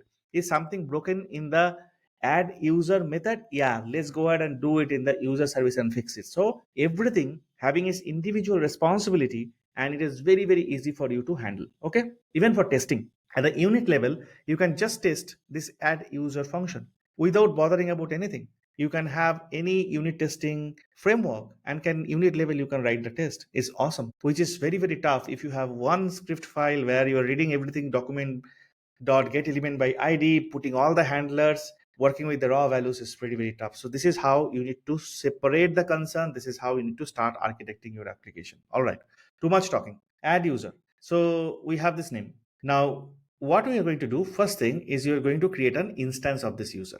So let's create const user equals to, you use the new, then the constructor function, and then pass the name. Because when we created this user model, we accepted this name. So that means we can pass this name, and that name only will be passed over here, and it will create as a property of the instance of the object. So I have a single user now. Now, as I have the single user, I can now access this dot users, my this map. And what is the method to add to the map, guys? We have learned that. So we have something called set. In this set, we can take the name. For this name, I have this user. So name is the key and user is the value. So I have now added the user. And finally, whatever the user got added, I can return the same user over here. So whoever calling this add user, passing a name, they get a fresh user object created using this name. Now here also, I want to do certain validations. For example, if name is not given, let's throw an error saying that username is required. Fair enough, right? In fact, I can also do const, let's trim this name, make a trim name, and pass this trim named instead of the raw name everywhere. Okay, though we have done some amount of logic inside the user, but still I am doing it at the service level itself, so that I don't want to leak any error to the user model and end up getting handled there. In case it leaks somewhere, it is still handled, but at the level above, I am trying to handle this one. Now here, one more check that we need to do, isn't it? What if with the same name, I am creating two user? I don't want to allow two users with the name tapas or tapaScript, because username I want to keep it as unique. So it means that before I create this user, shouldn't I check whether with the same name user has already created or not? It is very easy. This is why map is very easy. I can now do something like if this dot users, which is my map collection, this got a method called has. Map has a method called has. Here I can pass this trim name. If it is true, that means I have already created a user with this name, and I have already set that user inside this map. So if it is true, in that case, I can again throw an error from here and can say user already exists. See, step by step. We are building logic, we are doing things step by step. So our add user is done. I have just made this code looking little beautiful with the space and everything. So I hope that you understood this. Now like this, you can add as many service methods as you need. For example, I can do a get user method. You pass a name, and it will get you the user. How? Very easy. Return this dot users map dot get, pass the name, and it should get you, right? If you want to get all the users, let's do get all users. You don't need to pass a name because you're going to get every user from here, right? So what you can do this dot users map dot values, because in the value only we are setting the user, not in the keys. So values will give you an iterator of all the user object that you have stored inside this map. Now if you want to convert this iterator to an array, you will be using array dot from, that will convert that iterator to a proper array, and you will be returning from here. Now if you had asked me, why am I teaching you JavaScript array for 3 hours, why I'm teaching you the maps, iterators, etc. for 1.5 hours, this is the reason. If you don't know that you can take a iterator out of it, and if you don't know you can convert the iterator to an array just like this, you won't be able to do things, right? So this is the reason. Those are the things that we have learned there, and we are applying in the project over here. So this is the connection we have established. Be proud of it. So now we have get user and get all users. Similar way, do get all usernames. Now tell me what will be the return of it. Very easy. I'll just copy this. All the usernames are stored where? In the keys. So instead of values, you will just do keys. So this will give you all the key iterator. You are just converting them to an array, isn't it? If you want to check if a user exists in this map or not, or in the collection or not, you can write a has user, give a name, and over here you can use just this code, right? So you can do return this dot user dot has this particular name. Superb. Can you write a service method to get all the user count? How many users are there? Like this, get user count. Is it possible? See, many of these methods we may not even utilize, but I'm teaching you like how you can use the services once you have the model, and you have decided what is the data structure you have to use to hold that model data. You can go really wild to provide different kind of methods out of your service. Why it is called service? Because you are providing these methods, these functionalities, this behavior as service to anyone outside of this particular class who wants to consume, use, and utilize. What will be the user count? Implementation. So you'll do return this dot users dot map has a method called size. In case you want to delete all the user, let's write a clear method. What you will be using here, over here, this dot users dot, it has a clear method. Are you getting how it is? So now we have written all possible methods that we think we need for this application: add users, get all users, everything. So our user service is done. Can we now similar way write our expense service? Let us now create the new file under services called expense service.js. So in expense service, we need to use the expense model, isn't it? So we have to first export from here, just like we did with user. Come to expense service and do import expense from here. Sounds good. Now, similarly, we will have class expense service. We'll take a constructor. What constructor is going to have, we will see. But first, let's see how are you going to keep the expenses. Now, I showed you one way that you can utilize map as a data structure for creating the users. Now, let's create an array as a data structure for this, so that I can show you another variance. Like if you use array as a data structure, you can use array, you can use map based on what kind of use cases that you are actually solving. If you have to keep your data in a key value kind of pair so that you can access the entire object, entire instance by a key, like how we did for user, go for map. If you don't have that kind of use case, go for plain array. That's also fine, right? So now I want to show you how we can handle expenses using an array. So let's create a property called expenses and let's initialize with an array.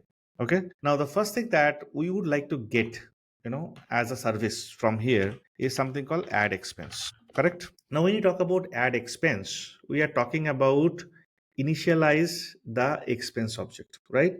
So we will first do const expense equals to new expense constructor, which takes 3 parameter. One is paid by, amount, and description. Where are those coming from? Those will come from the argument of this function. When a caller is calling this function, they have to pass paid by, amount, and description. Same thing, you are going to pass it to this expense constructor function because our model takes them already. We have stitched things that way, and we have the expense over here. Once you have the expense, you have to add it to your array, right? So you have the expenses array. For array, if you want to add something, we use push, and we will use this expense instance to add this thing. And after that, we can return the newly created expense. So anybody calling add expense on this service, passing a paid by, amount, and description, they are going to get the newly created expense object back. Here also I can add certain validations, isn't it? What kind of validation you think you should be adding? What if I have not created the user here, but I'm randomly adding a user over here? Not good, na? So the user that you are adding over here, that's the same user should appear in your select box. That's how we will be doing the coding. That's how our PM wants us this particular application to be developed. I should not use any other users which are not added through this user UI. This user UI, whenever I click on add user, what it will do? It will call the user service. We have created the add user method, right? That means if the user service add user method gets called, a new user instance will be created and add to my collection model. Correct? That is the code that we have already written. At least 60-70% code we have written. I just need to call that add user method from the service whenever somebody click on this button. That is the part left. Okay, so that means this expense is some way related to the users. Don't you think? Now we are talking about creating relationship between the entities. So the user comes here. It is nothing but the user that we are adding it through this. So the expense is some way related to the user. So one validation that I can definitely do, whatever this paid by value somebody is picking up while adding an expense, I want to check whether that paid by that particular user exists in my user collection or not. If that user is not existing in my users collection, I have a doubt from where this user come. This user is not there in my database at all, right? So for that purpose, I can have a validation in my code saying that if this paid by is not part of my user collection. Now to get the user collection, to check whether a particular user exists in my user collection, I just now written a function, called has user, where you can pass the name of the user and it checks inside the collection and return true or false. Now, can I utilize this service inside the expense service? Yes, this is how you will be utilizing also. You can use one service from another service. You can use multiple service from one service. You can combine them whatever way that you need. It is still great because individually they are separated out and the services are just supplying the useful methods to each other and they will be working seamlessly. Now to use the user service method inside expense service, I have to export this. I have to now make it like export the class user service. So I'll come to expense service. At the top, I will now import the user service. And as I'm creating a constructor, here I can create an instance of it, say this dot user service equals to, I can do two ways. Either I can do new user service. This is one way. I create a user service and use it. Or whenever the expense service is created, whoever creating this expense service tomorrow, like expense service equals to new expense service, as I know the user service is a dependency for expense service, I can inject user service as a dependency to expense service also. That means the constructor now will have an argument, and that's what I can actually pass over here. So here I am doing some kind of dependency management and the dependency injection. It means tomorrow in my UI code, if I am instantiating expense service, I have to inject user service into it because expense service is depending on user service. If I had not done that, and if somebody is reading this code in my UI file, UI code, they will never know this dependency exists. But now anybody reading that code, they will clearly know whenever the expense service object gets created, you have to first create a user service object and you have to inject that while creating the expense service object. So that's a great way of enhancing the readability of the code and managing the dependency. So now imagine whoever creating expense service, they have already injected user service to it. User service is available over here. So now I can come here and I can check if user service, and I have to use this, of course, because ES6 class, And here I have a method, no, called has user. Do you see so? There's something called has user. Yes, I can copy this, come to this service, and then here I can pass this paid by. If this paid by is not there in my collection, then I can safely say throw new error, user does not exist. Great. So this is my add expense method. Now, if you have to get all the expenses, what will you do? Get all expenses. What will you do? You can do return, spread the expenses array and send it so that you always return a new instance of it. Whoever gets it gets a new instance of it. Can you write another method called uh, get expense by user? Let's see. Get. This is where the array and the object session I think will be very useful, right?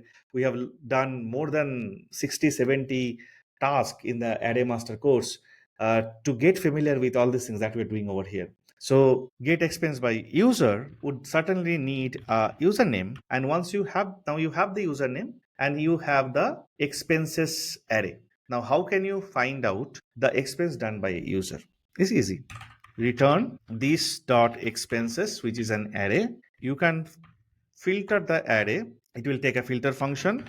Let's take each of the expense, and from each of the expense, what do we have? We have something called paid by. If that matches the username we are providing, if it is true, it is going to return me the expense that is done by this particular user. So I get expense by the user. Okay. Similarly, if I want to clear this like we did for other one, very easy. This dot expenses equals to an empty array, or dot length equals to 0. We have learned multiple ways to do this, isn't it?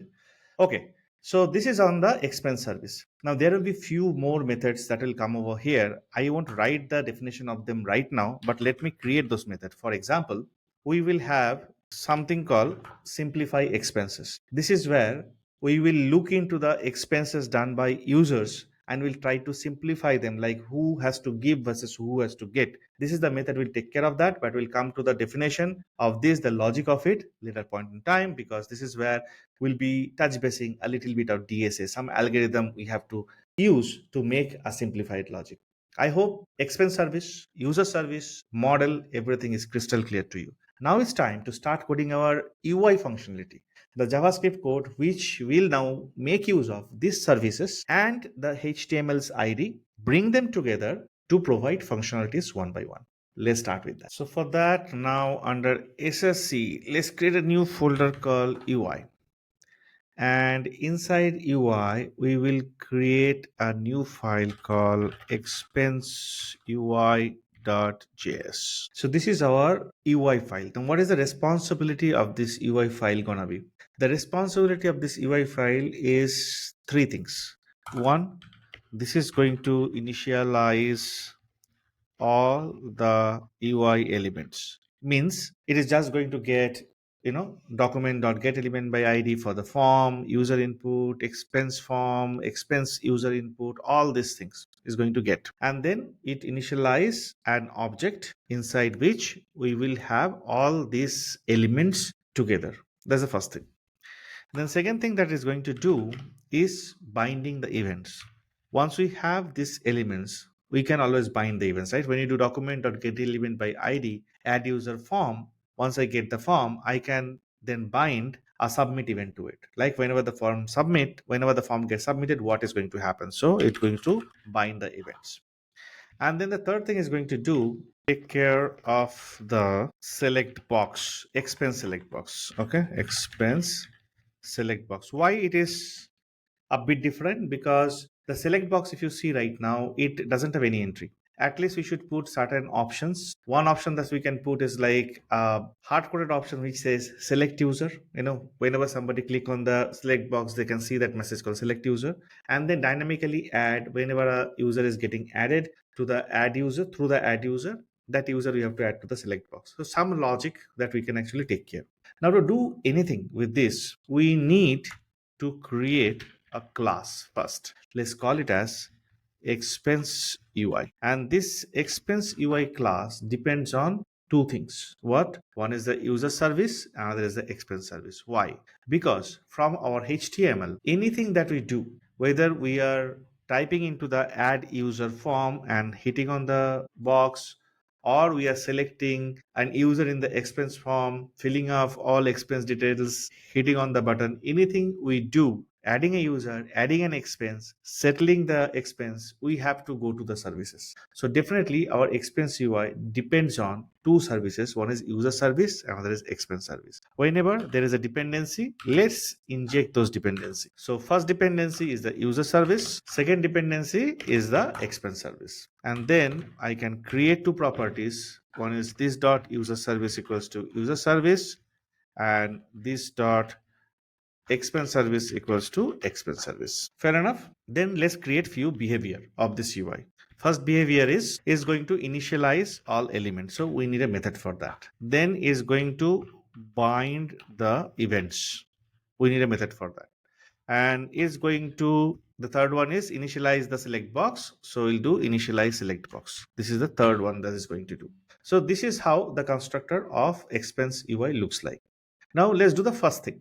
Let's initialize the elements. We will initialize all the elements of this add user form. Let's focus on this. Let's make this functional. User input something, click on the button, we will make the things functional. So that is in the add user form, right? So what is the idea of it? Idea of it is add user form. So we need to get the form using document.getElement by ID, passing this so that we get the entire form, and then we can add a event handler on that, which is a submit in event handler, so that whenever the submit button inside the form gets clicked, that event handler gets called. We know that, right?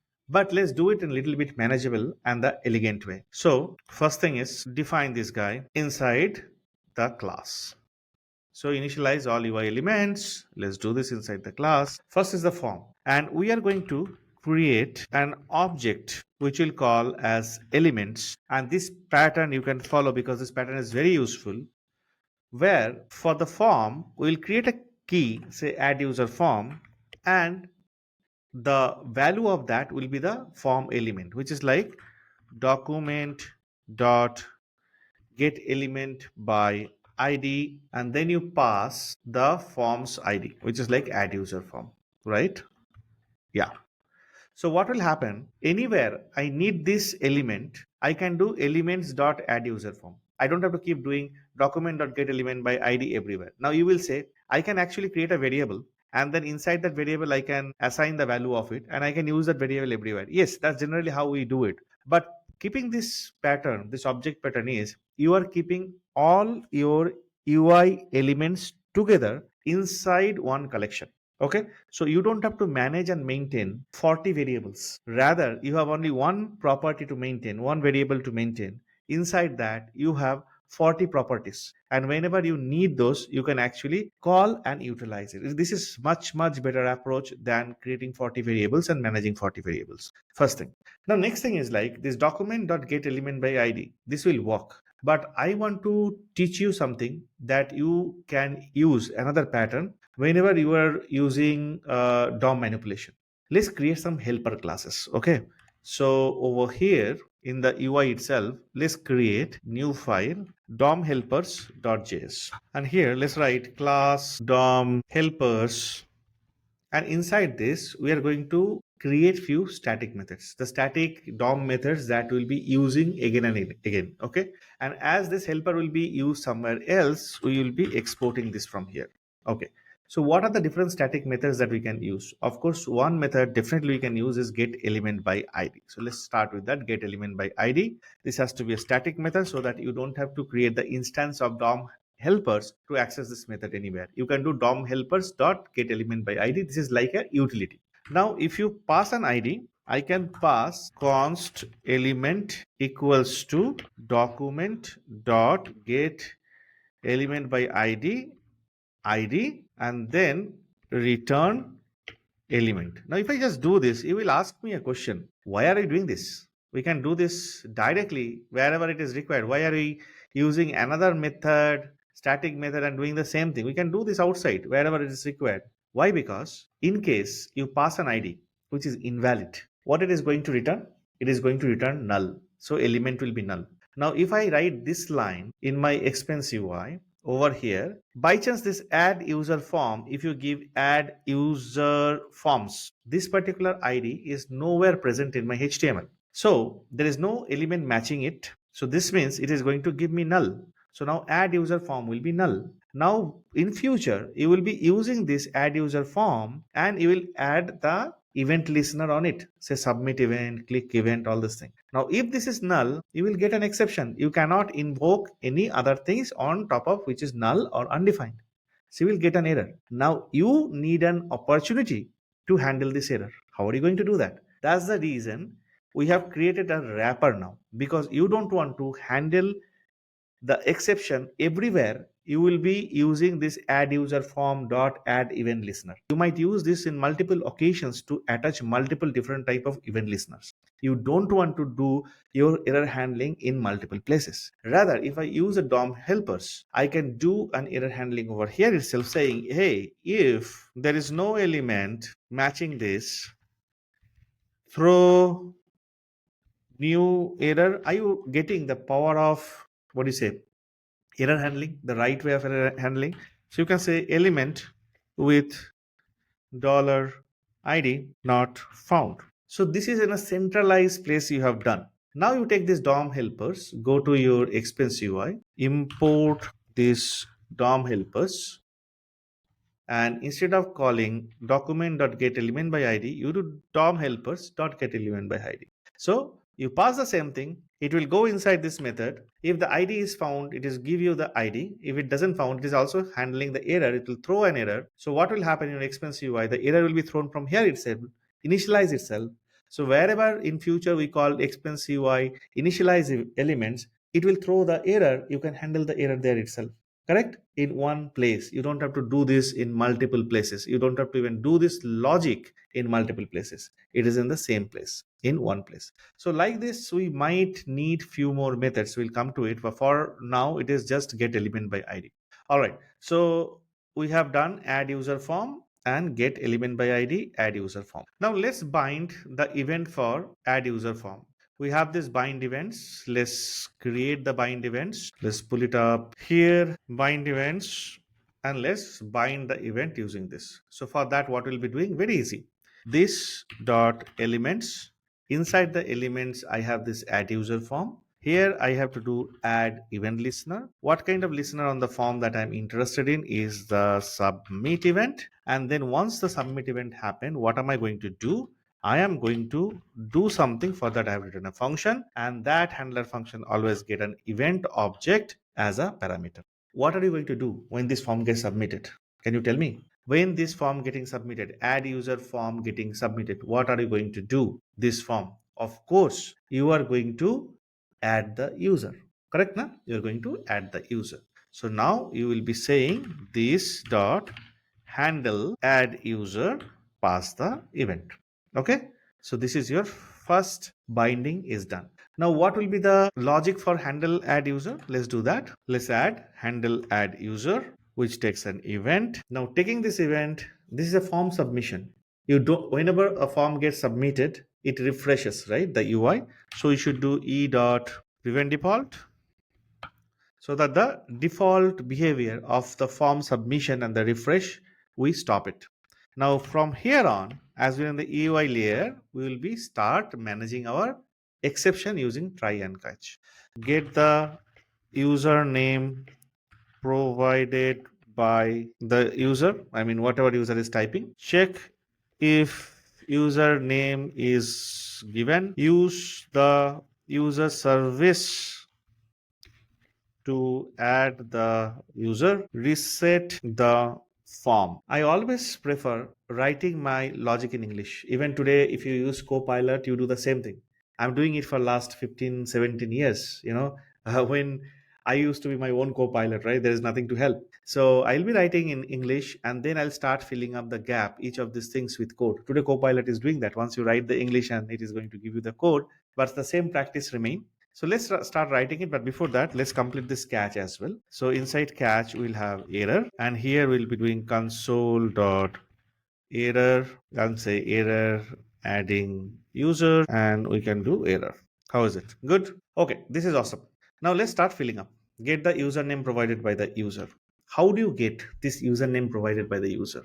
So username provided by the user will be in this input box. We have already done it and you have given an ID called user input. So we'll take the user input. Now your code is incremental.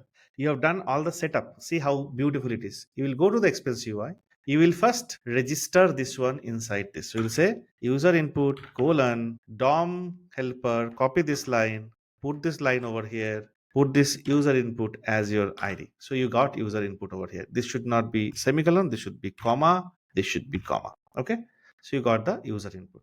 Now user input, this dot elements dot user input will give you this particular input element. On top of that, now you can add events and you can do whatever you want, right? You can do get value, you can do a lot of stuff. So now what you'll do in your expense UI inside this handle add user, because you have this user input, first you get the username provided by the user. How? You will get it with const name equals to this dot elements dot user input dot value dot trim. Correct? That's how you get the name. You can also check here additionally if name is not provided. Each layer error handling is always good. Okay. And sometimes these layers, individual layers might be written by different people, so they can do their own error handling. Okay. So throw new error and you can say user name is mandatory. Okay, great. We have done this far. Now, if the name is provided, name is correct, the next thing that I have to do is add this user into the user service. Let's go to user service in case you forgot. In user service, we have added a method already which says add user. Now for this, you just need to pass the name. It will add a user into the user collection. Beautiful. So in the expense UI, we have already injected user service as a dependency. So it means here I can do this dot user service dot add user and then add this name. Beautiful. What it returns? Our add user. Add user return the user itself, the user that it is creating. So I can take this const user equals to this dot blah blah blah, and then finally I'll reset the form. This dot elements add user form. On form we have a method called reset. I'll just use that. Let us put a console.log of this particular user that we have created, user.name, has got added or not. See, we have really not tested any of this stitching so far, but now we are in a situation to test these things out. This is getting printed in my console.log. That means with a name, I am now able to create a user object and which is also got added to the collection. But how do I test it? Expense UI I have created is not been used anywhere, right? So let's do that. I have this main.js, right? Main.js is also added to my index.html. If you see, this is a thing got added with defa. Okay, great. So in main.js, I have a hello world. I'm going to remove that. And here I am going to initialize this expense UI. So for that purpose, I have to export this. Now I'll come to main.js. First, I will import expense UI. Excellent. Let's create a class called expense app. This is my main app. Whenever the main.js gets loaded, I have to instantiate this particular class. That's it. Then everything will start working. Inside the constructor of this class, I will initialize the thing. First, I will initialize the user service, expense service, and then the expense app. Because if I do this dot say UI equals to new expense UI, you see what expense UI takes as a dependency, user service and the expense service. Correct, na? So I need to import user service from services. So going to user service, yeah, I have added an export. Expense service also, I need to add an export so that I can import it. So I go back to my main.js and then import expense service. Yeah, it's got imported. So now I can do this dot user service equals to new user service. This dot expense service equals to new expense service. And in expense service, if you remember, we had user service as a dependency injection. We did this. See, if I go to expense service, user service is added as a dependency injection. So I have added that. And instead of initializing this UI over here, let's do it in a little bit better way. This also will work if I just initialize. And so if I do this and then over here, if I just do new expense app, things will still work. Things are good, you know. But there are more elegant way, more performant way of achieving this thing. How can I do that? I'm just going to show you that. So instead of doing this thing, let's initialize with null. Okay. And then let's write an init function. Inside this init function, we'll have a try and catch, because any error that is thrown from inside, from services model anywhere, we'll be able to catch it over here. And let's do catch of error. So over here, I can do this dot UI equals to new expense UI, passing the user service and the expense service. Okay. And let's add a console.log over here saying the splitter app initialized successfully. In case there is an error, let's show that error with console.log, like fail to initialize this app. Okay. Now I have this class. It's fine. Now what I want to do here, let's create a global instance. Let expense app. This is a global instance. Now we'll do document dot add event listener, and we'll be listening for the event which says DOM content loaded. When the DOM is loaded, though we have defer, that's going to take care of the things, but this is a practice that you should be doing, because it will make sure that only after the DOM gets loaded, then only you are doing expense app equals to new expense app. Okay. And then once you have this expense app, then you're doing dot init. Okay. So this will ensure that once the DOM content gets loaded, then only you are initializing this, and then only you are doing an init. So I think we have written enough. And this main.js is there in the index.html file, which we have seen before. So let's start testing things and see if things works or breaks. Okay. I get an error saying that fail to initialize app. This is coming from our try catch. Great. Type error. This dot initialize box is not a function, and it is in the expense UI, right? So let's go to our code once. Let's see what mistake we have done. Let's go to expense UI. Okay, used it, but I have not created. So I'll just comment it for now. Okay, I've commented. I'll come back and put an implementation of it later. Now no error. Seems to be there are no errors. All right. So let's go ahead and add a username, say tapas, and do a add user. Okay. So if I see here, splitter app initialized successfully. Excellent. User tapas got added. Okay. Let's add another user. tapaScript, say add user. User tapaScript got added. Have you seen this splitter app initialized successfully hasn't come again, because it initialized only once when the DOM content got loaded. So this is not going to initialize multiple times. First thing. Second thing, every time you are adding a user over here in memory, in my users map, it is adding this guy.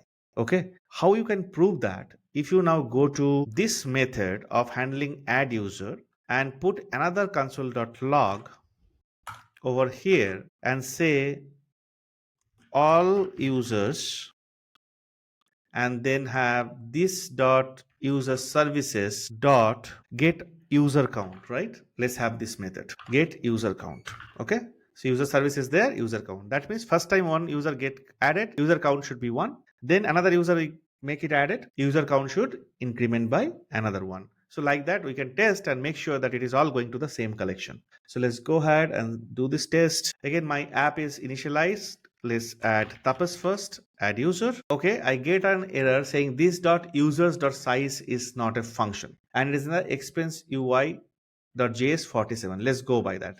But that's the fun of writing code on the fly, so that we understand what exactly going wrong. Yeah, this is a mistake, because in map size is not a function, just like array's length, size is a property. Okay, so we have by mistake given size as a method. See, but great part is you are now coming and fixing in the place which is centralized, which is not in the multiple places in the applications, because there is only one method to get user count that can be used in multiple places in your application. But if there is an error, you're coming to one single place and fixing it. Okay, let's go back. I hope it works. Again, initialize successfully. Let's add tapas, add user. All users 1 added. Let's add tapaScript. Now user is 2. So getting the user is incrementing. So we have now done this add user thing. The next thing that we want to do, whenever you add a user, I want to populate this guy. Who paid would be populated with the user that I'm typing over here. Can we do that? First thing, let us initialize the select box. Okay, so over here we can initialize the select box. Inside index.html, let's go to the select box, which is inside the expense form and it's called expense user input. So I need this element, this select box, right? So for that, see, the things are now very incremental. You go to your this dot elements, give a comma, put this guy, and then just copy paste the previous one and put this over here. So elements now has the expense user input, which is a select box. That particular element is there.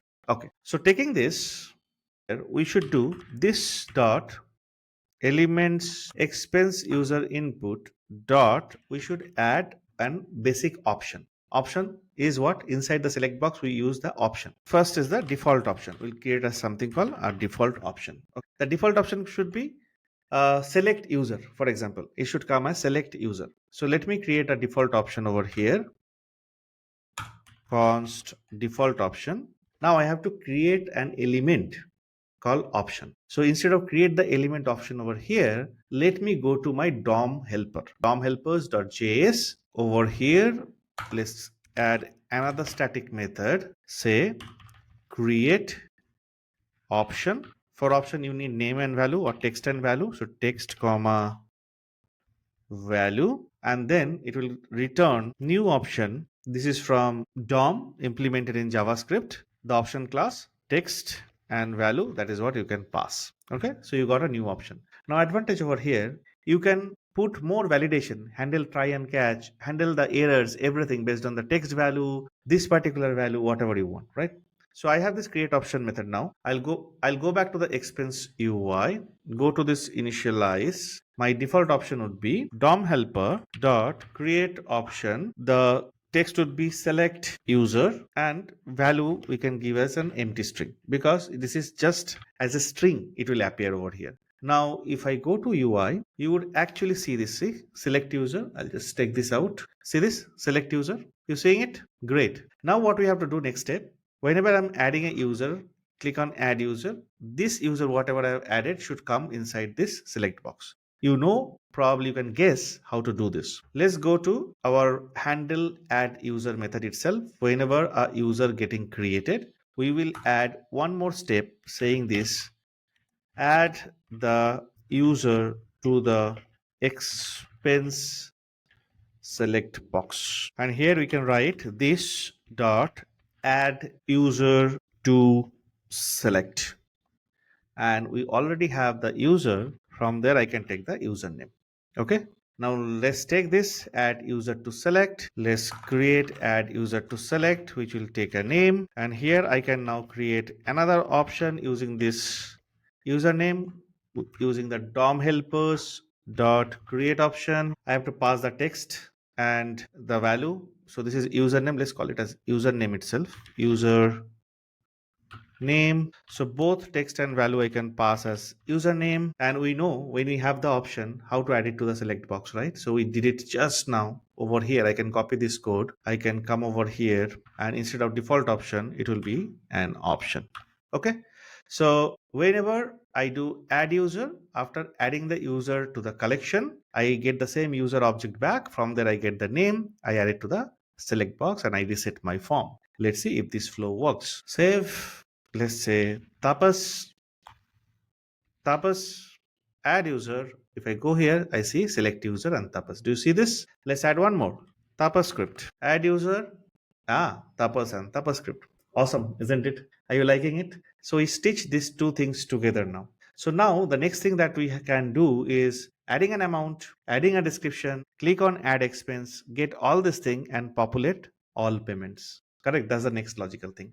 But before that, I want to show you, like as you're working in plain JavaScript code base, we have not installed any library so far using npm or anything. Let us get a toaster library so that whenever add user I click on it, no, I can get some toast message that user got added. If there is a failure, I can get a failure message, that kind of thing. So can we get a toaster thing integrated? one more library integrated with our project so that it looks a little more fancy. Let's do that.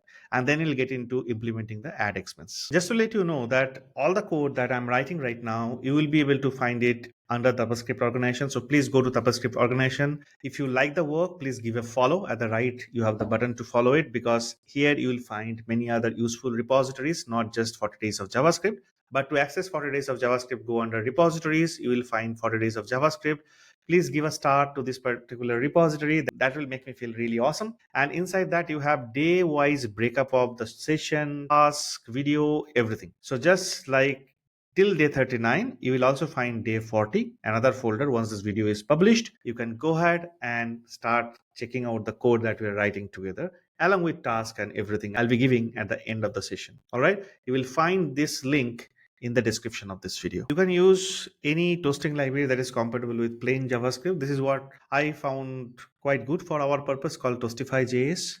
And the usage of it is pretty simple. So we'll be using this library. Let's go ahead. Come to index.html file.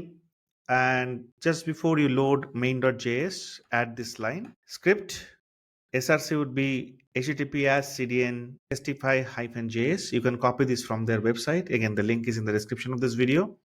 And I am using async now, not defer. I have explained what is the difference between async and defer in the session one itself. That's what that particular session was about. And along with the script, you would also need a CSS. And the CSS, let's link it from here. Yeah, so I have also added the CSS. So both the links, you will find it. You can add in the head of the index.html link for the CSS, script for loading the Toastify script.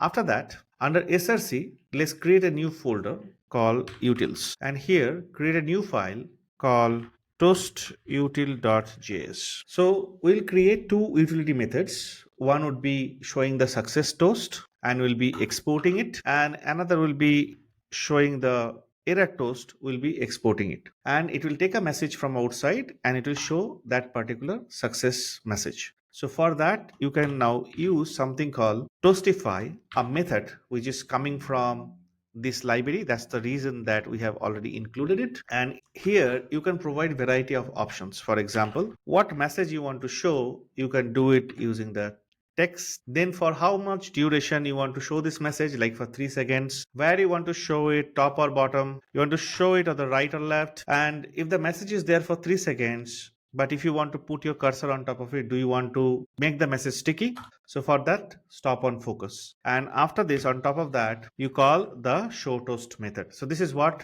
you need to do. You need to call passing any message to show a toast on your UI. For the failure one, almost same, but just an additional style over here, just to make it look like an error message. So red color or reddish background gradient, that's what I have provided using the style attribute. That's it. Now I have this two over here, show success, show error. And if you have seen how I have included this using async. As you know, async is quite in parallel. So we have done something in our main.js file with DOM content loaded, right? This one. I would like to enhance this little further. As the Toastify is getting loaded asynchronously, let us also add window.add event listener, and let's listen for the load event. And on the load event, let's check whether this expense app is already initialized or not. If this app is not initialized, then let's initialize the app and then let's call the init method. Okay, this is to safeguard. Sometime it will happen that DOM has got loaded, but your testify has not got loaded. If the testify has not got loaded successfully, all these things that you have written over here is going to fail. To safeguard that, we are also adding this, that on window load, if expense app is not initialized yet, okay, initialized and call the init. Exactly the same thing. If it is already initialized with DOM content load, please don't do anything, that's why we have given this particular logic. Okay, now what we have to do, we'll go to expense UI and we will import this show success toast, show error toast, and show success toast. Where can we show now? Of course, we can show in the user add. So wherever we are doing console.log, this console.log is no more required. Instead of this console.log, I can call show success toast, passing this message, and then over here I can call show error toast, and I can do, I think this is good. So can we try now with all this? Let's go to UI. Hopefully it works. If something breaks, we are going to fix it. Let me add a user, tapas, and click on add user. You see here, user tapas added. Beautiful, isn't it?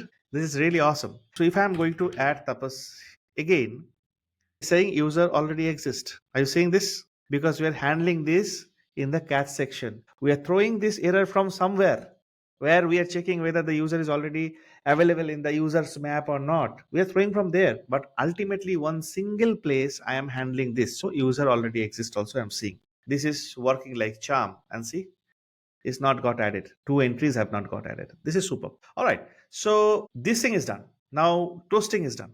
Now we have to fill it up this amount and description, add expense, and we want the expense to be added over here. Let's do that. So now looking back to the HTML portion of add expense form, I definitely need this in my JavaScript world. I have already taken the select box, so I don't need it. I need this input box where we put the amount. I need this description box over here. That's all I need. So, and I'm going to register them, initialize them over here. So just like before, I have now initialized the element, add expense form, expense user input, expense amount input, and expense reason input, and pass the respective IDs over here, which are already present in the HTML. So next thing is to bind an handler to this expense form, just like we did on the user form. So let's copy this guy, go to bind events.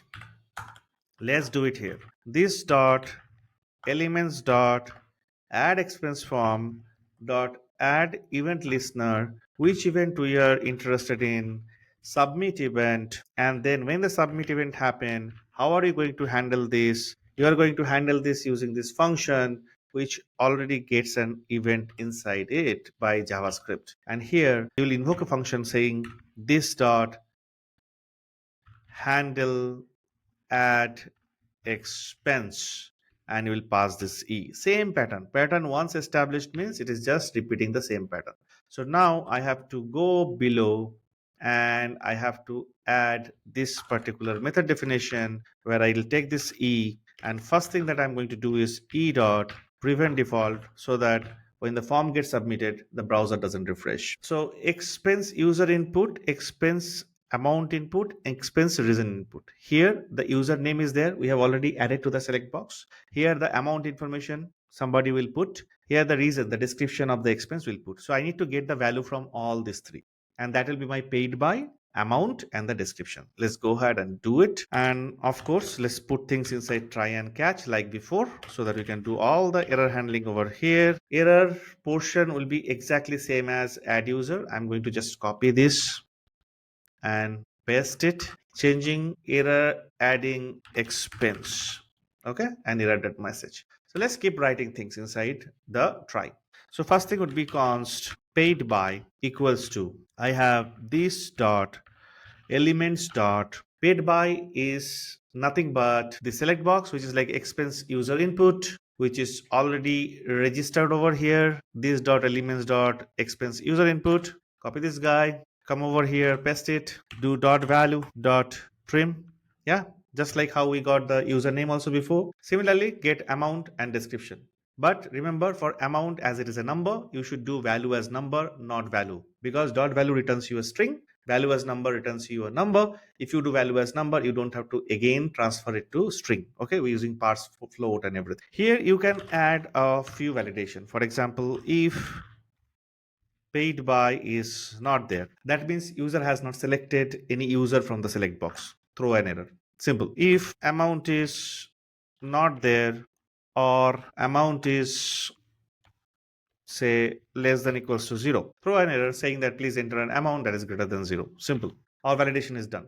Now we are going to add the expense, and we already have the expense service with us, isn't it? Yes. And in expense service we have a method called add expense that we have written, which takes paid by, amount, and description. All three we have now inside this method. So let's go ahead and start calling that. This dot expense service dot add expense, where we pass paid by, then pass amount, and then pass the description.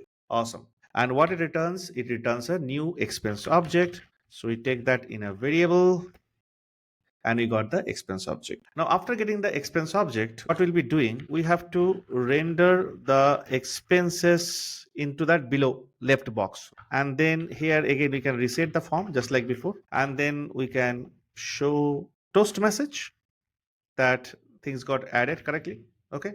Let's do this reset of form. You know what to do. This dot elements dot expense amount input dot value, you can make it as empty, and the description also you can make it as empty. So instead of resetting the entire form itself, I am selectively now resetting the amount input and the reason input, because I want to keep the user one intact. Once the user got added, let me show you what I mean so that you understand. I have added a user, say tapas, and I did a add user over here. Okay.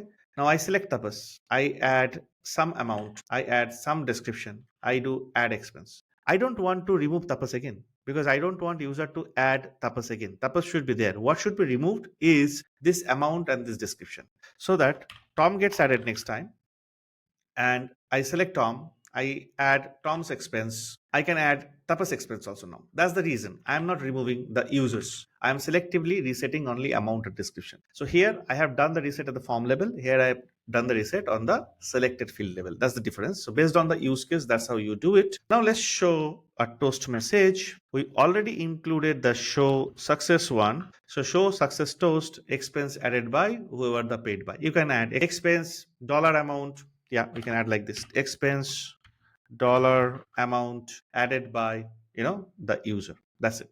So can we see whether we are able to see this message? If you're able to see this message, means this expense got created successfully. Okay, so let's test it out. Let's add Tom, one user. Let's add Harry, another user. We have both the users over here, and you can see user Harry got added. Okay, Tom, let's add 100 rupees to buy ice cream, and add expense. I'm saying expense 100 added by Tom. You see this? It's happening.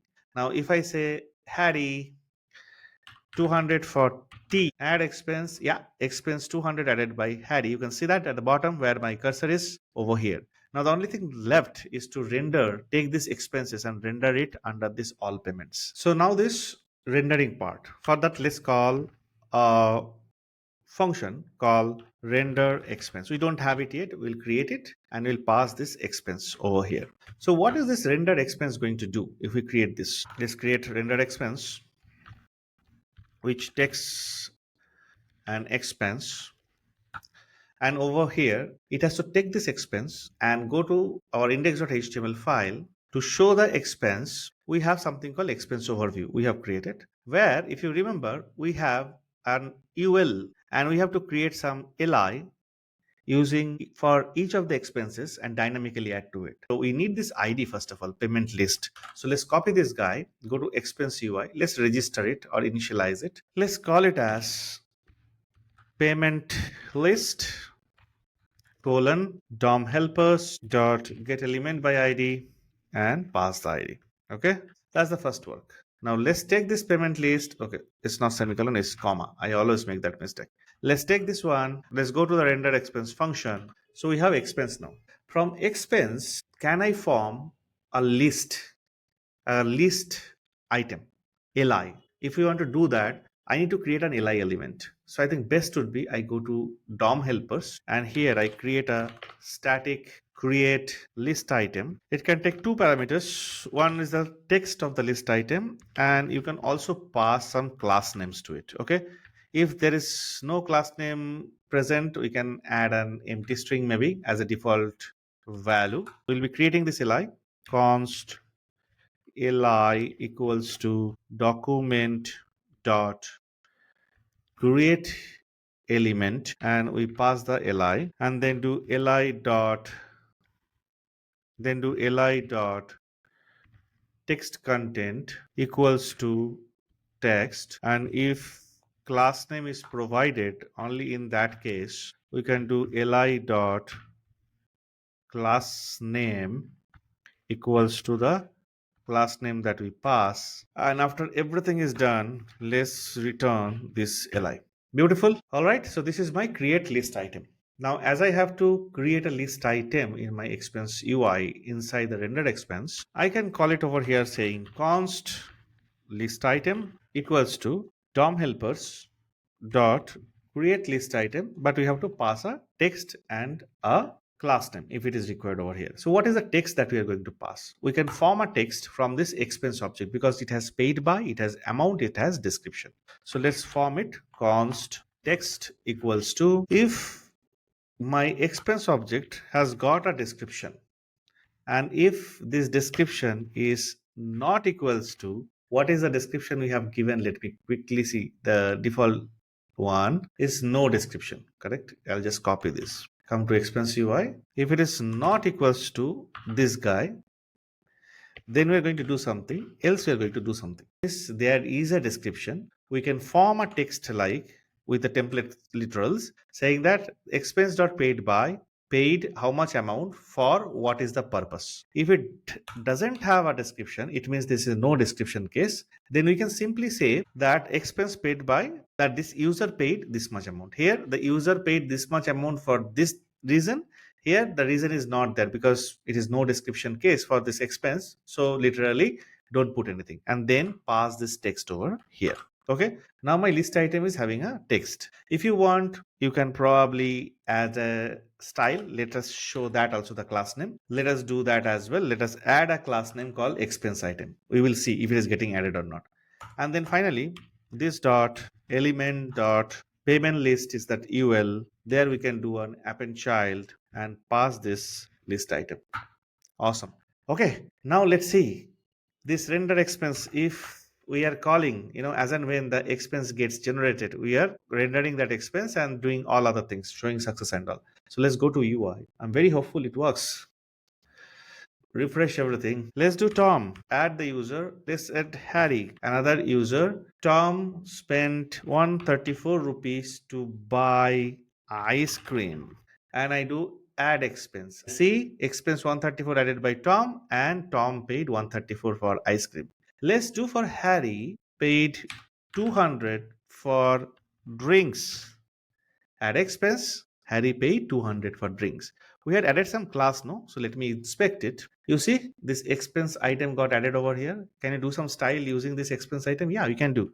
Take this one, copy it, go to the code, go to your index.css file, and let's add some style for expense item. Okay, I have added bunch of style over here, a little bit of transition effect, padding, margin, a border radius, some background, gradient, and some border left. Okay, so that it looks little elegant. Now let's go ahead and try this out once more. You see over here, you see how the style is? It's much better. If I just increase this one for you, you can see the style over here, right? Tom paid 134, Harry paid. Let's add one more user. Say Ravi. I'll add this user. Now I'll select Ravi. 300, say for tickets. Add expense. Yeah, Ravi got added. So we have come so far. We have come very far. But you understand like how we have started with from nowhere, and step by step we have come to this far. What is pending now? The pending is this one, the split functionality. Now we have to click on this split it, and we have to do some calculation taking this money and split that, and we have to put it here saying, Tom paid this much, so Tom owes this much, Hari owes this much, Ravi has to get this much, Ravi has to give this much. So that all transactional computation we have to do, and then the summary of it we have to again put it as a ULLI list, because we know by design this is a UL. Correct? So we can again create the LI after our settlement and can put it over here. Can you do that? Yes. We'll get started with it. But here we also need to understand certain logic, because the settlement logic what we're going to use is using some algorithm, and we will be understanding that algorithm. So if you finding it easy, I would make sure that whatever the references I'm providing you, while explaining it, please go through that reference once, because it's important that you understand it. All right. So let's do the split up part, the settlement part. To get started with the splitting mechanism, simplifying expenses, let us first go to the code base, index.html file, and the split button says there is a button with an ID simplify button. I'm going to copy this How beautiful, no? Now UI is like section by section, you are able to add features to it without disturbing anybody else, right? Now to add this, we'll come to initialize elements. You will initialize this element, you will copy this guy, you will paste it over here, then you will copy it, you will paste it over here. You have simplify button, you will go to bind events, and here you will do this dot elements dot simplify button dot add event listener. This is not inside a form, so you need to add a click handler, and adding a click handler you need a function to handle it, and this will take an event, right? And here similar pattern, you will do this dot handle simplify, and you pass this e, okay, in case you need it. As it is not a form submission, I don't think this E is required. This is not required, so unnecessarily let's not pass it. If it is required, we'll see it. I'll copy this handle simplify, come to the bottom. Let's write this here. Let's write the definition of it. Of course, we'll start with a try catch. Catch will have an error, and I can put the show error toast saying that error simplifying expense, and also the console.error so that you can see it in the error. Now, do you remember that in the expense service, I think it is in the expense service. Let me go and check it. I myself don't remember now. Expense service, we have written a function called simplify expenses. We have not written any logic for it. We'll come back and write it. But I can now finish the logic on the other side of the world, right? I can come here and say this dot my expense service dot call this simplify expenses. Once you call this simplify expenses, this is probably going to return me some result. And after getting that result, I will call another method which will display this results. I will pass this result to it. Okay, instead of calling it as a result, let's call it as results, because there will be multiple simplification response that is coming here. Now for now, I will just create this one, taking the results over here, and I won't do anything. For now, let's not do anything. The thing that we have to do, you know that, right? In the UI, if I go to index.html, I'll have this third area, right? Settlements area. There we have a UL called result area. We have to take the ID of it, and then we have to create an li using this results. Results could be an array, so we have to iterate through this array.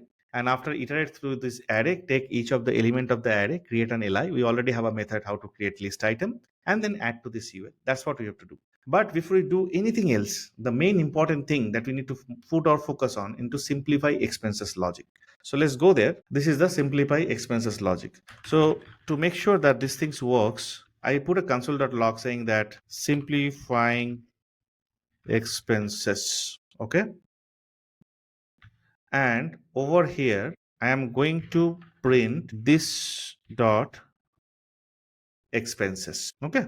So on this dot expenses only, we are going to work on now to simplify the expense. So let's go ahead and try this, whether this much works or not, so that we know the connection is established. To test that, I have to open this guy. Let's go to user message. Let's add two user. One is Tapas, another is Ravi. For Tapas, we have to go to console. For Tapas, let's add 100 rupees. Let's have ice. I have this got added, Tapas paid. Okay, for Ravi, let's do 200 rupees. Let's add say box. So this is got. Now if I click on the split, I see simplifying expenses getting called, and I have two expenses, array of two expenses if you see here. And the first expense, I have all the details of whatever Tapas paid and what it is paid for. One unique ID also you were adding, right? In the expense object, user object. So I have that. And then the timestamp at what time it is got added. Same thing for the second one also, what is Ravi has done. Now I have this two object. Now I have to do pure algorithm, pure calculation to find out total 300 rupees has gone in expense. Tapas has paid 100 and Ravi had paid 200. So now individually, if there are total 300 rupees is the expense, individually they have to pay 150, 150. Tapas has paid 100 already. Ravi has paid 200 already. So if Tapas has to pay 150, Tapas has paid 100, that means Tapas have to pay 50 rupees to Ravi. So if Tapas pays 50 rupees to Ravi, Ravi paid already 200, that goes minus. So Ravi's payment become 150 and Tapas payment become 150 because Tapas already paid 100 before, now he is paying another 50 to Ravi. That's how the settlement is happening. So in English, it is pretty easy. What we did is basically we did a summation of all the expenses, then divided by number of users, that is the settlement amount. Now taking the settlement amount, we have to find the difference between which one is going to goes to positive versus which one goes to negative, and then accordingly find out who has to give whom how much. That's the logic that we are going to get into. So what will be our high level strategy or the approach? Let me just remove this because our testing is done. Our first approach is to calculate what each person should pay. So if total say 900 rupees paid by 3 people, each person has to pay 900 divided by 3, which is 300. We know now how many users are there. We know what is the total number of amount that is gone. We can easily get from the data that we have, right? This is step 1. Then step 2 is about figuring out who owes money and who should receive money. So for example, let's imagine there is Alice, there is Bob, and there is Charlie. There are 3 people. Alice paid 300 rupees. Bob paid 150 rupees. Charlie paid 450 rupees. Total is how much? Total is 900 rupees. So if I write it, Alice 300, Bob 150, Charlie 450. So total expense is 900. How many users are there? 3. How much is the share per person? Is 900 divided by 3, which is 300. So per person has to give 300. Alice has already given 300. Then what is the balance for Alice? Balance is 0. Alice really don't have to give anything. Now, what is for Bob? Bob has given 150, but per head the amount that they have to give is 300. That means Bob 300 minus the amount what he has already given is 150. Bob still has to give 150. How about Charlie? Charlie has already given 450, right? And 450 is greater than 300. That means Charlie should receive 450 minus 300, which is like 150. You got the entire calculation? So this is the calculation we are going to write in code. So step 2 is about figuring out who owes money and who should receive money. This is the first one, is the calculate what each person should pay. This is the calculation that we have done. And second calculation would be doing this one. So if I write things in plain English for you, so here we have calculated what each person should pay, that is 300. Here we have calculated how much each of them should give and who should receive. Okay, then there will be a step 3, our final step. Step 3, to do a matching, match people who owe money with people who should receive. Here we know that Bob has to give 150, but we don't know whom Bob has to give. Here we know Charlie has to receive 150, but we don't know from whom Charlie has to receive, right? But can we write some logic? Can we write some algorithm through which we can relate between Bob and Charlie? If Bob gives 150 rupees, if Charlie takes that 150 rupees, problem solved, because Alice doesn't have to give anything, has to take anything, because 300 is the per share and 300 is done. So that means in this step, we have to figure out Bob owes 150, Charlie should receive 150, and the final result, whatever we are going to get out of this, will be Bob owes Charlie 150. This is the final outcome we want. If there were more users, if there were more expenses, if there were more people has to give and take, this will be an array of such string where we'll say X person owes Y person, Y person owes Z person, Z person owes P person. Every of this transaction result will be present in this array. This is what we are looking for, overall. Now is the tough part. We have to write logic for each of these things, right? So let's do that. What do we need over here, First thing we need is the how many users involved. So we need the user count. And this is where you will now know why I have written few methods already, So you have a method called this dot user service called get user count, isn't it? So if I go to my simplify expense method, I can do a get user count. This will give me how many users are there in the system, correct? I can take this inside a variable called user count. If I find the user count is 0, it means that there is no user has been added, but someone has hit the simplified button. Okay. So in that case, I can check like If user count is 0, in that case, return an empty array as a result. Otherwise, we have to return all the strings as a result. We have discussed that. Okay. Then let's create a map of how much each person have paid. We have to now define this. Alice paid 300, Bob paid 150, Charlie paid 450. This, the net payment, we have to now define. For that purpose, let us create a data structure which is a simple object with all the net payments. Okay, and get all the usernames from the user service. We created this method, you know that already. So net will be an object which will store how much each person has owes or is owed, and usernames is the array of all the usernames that we have. Now for all the usernames, let's iterate through with a for each. Yeah, get each of the username, and for each of the user, let's insert each of the user's name and make their net balance as 0. Okay, is basically initializing the net balance. Okay, now we have expenses here, right? We are in the expense service, so we have this expenses. Let us now iterate through the expenses. So this dot expenses again dot for each of the expense.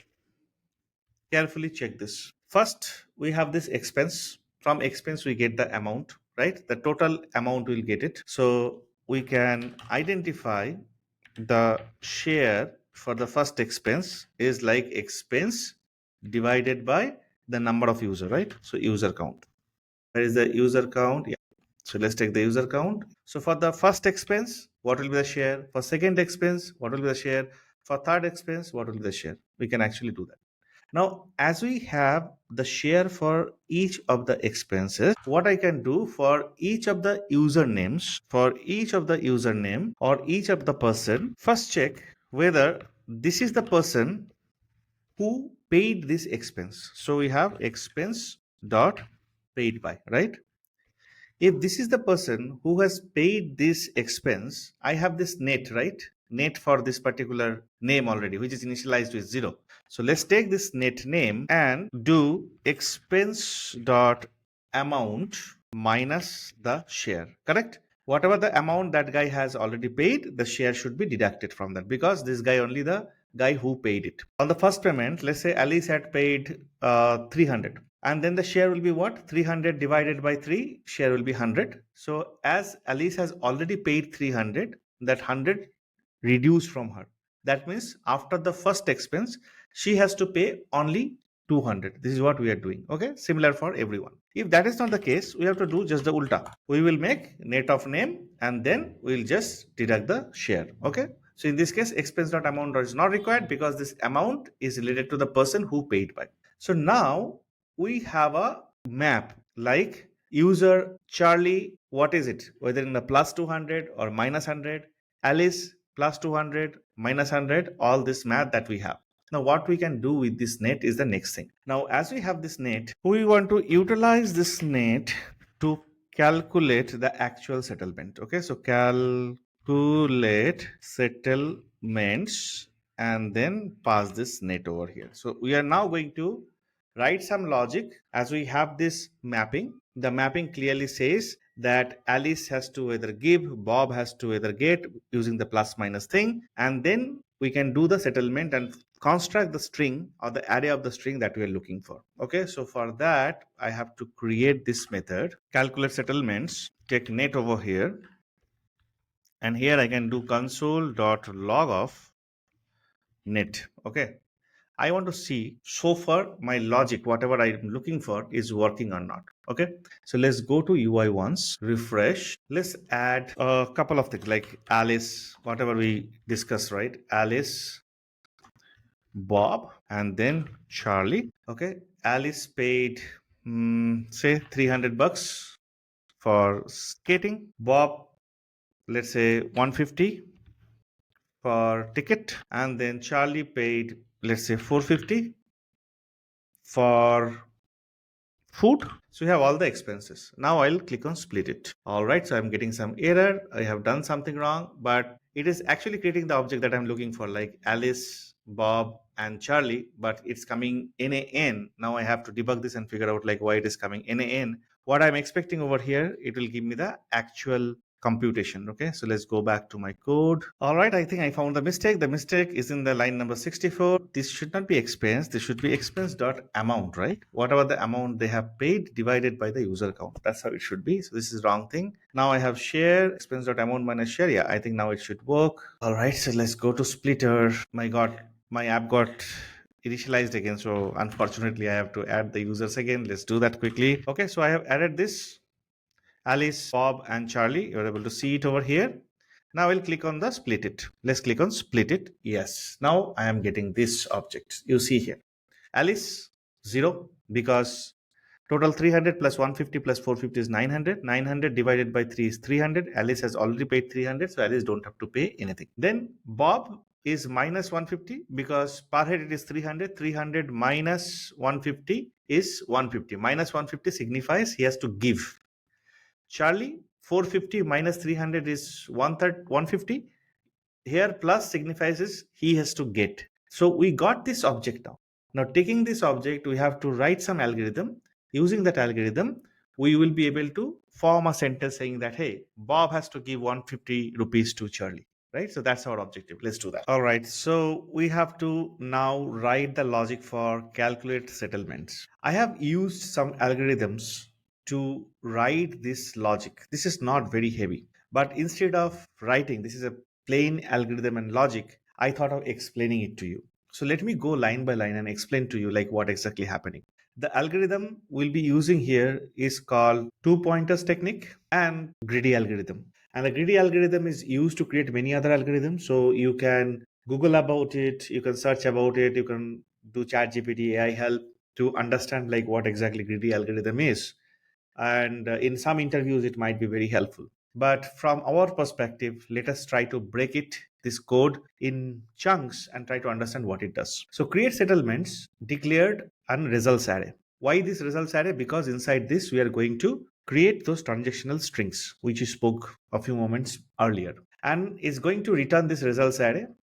And wherever we are calling this guy, this is going to return the result of it. So it means the results array itself is going to get returned from here. Excellent. After this code, as a step one, we are filtering out balanced people.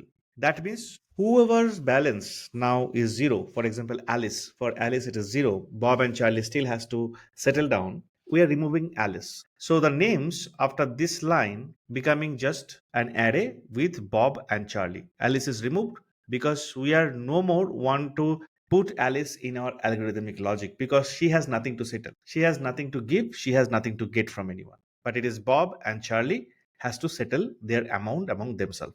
That's the reason Bob and Charlie will be inside these names. Then as a step 2, we want to sort this Bob and Charlie's amount so that they sorted in a way, they sort the least amount come first and then the most amount proceeds. So it means that it will be like an array with Bob's amount minus 150 and Charlie's amount 150.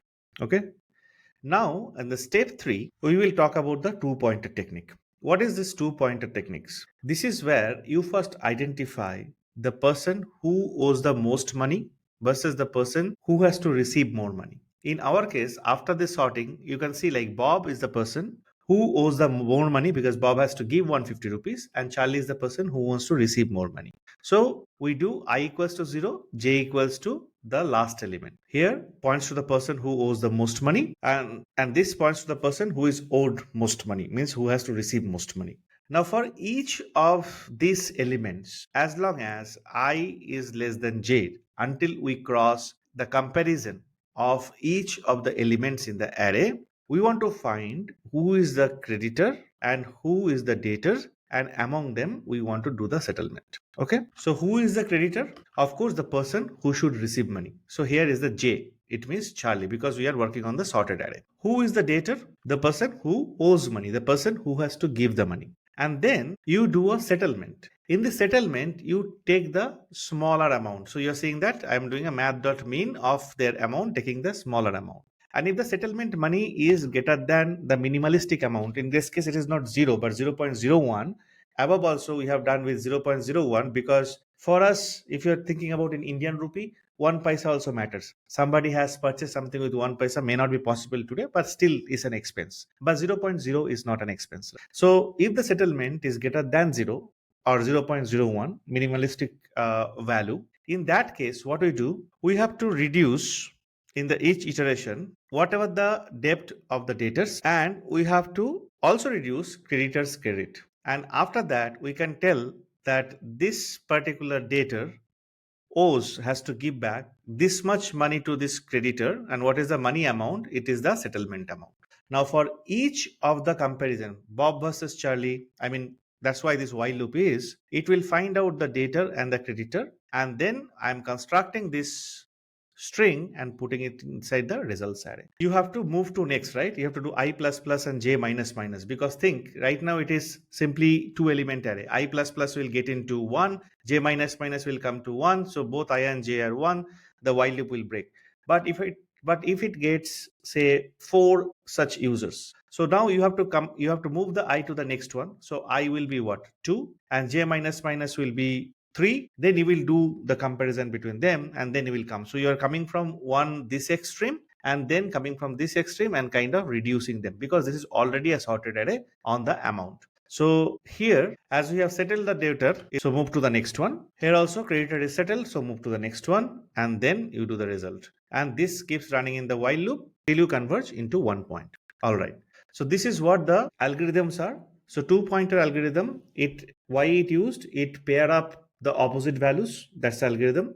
Greedy algorithm, it's match that highest debt with the highest credit, right? So that the number of transactions become very less. You can use this algorithm. What I have learned with my research and study, like the apps like Splitwise, like the expense splitting app, or any banking system, any accounting softwares, they use algorithm like this. So this is what I was doing my research, and that's the reason I thought, okay, I'll be also using the similar algorithm and explaining it to you like how it works. So please take a look once again. If it is not clear to you, I hope it gets clear to you.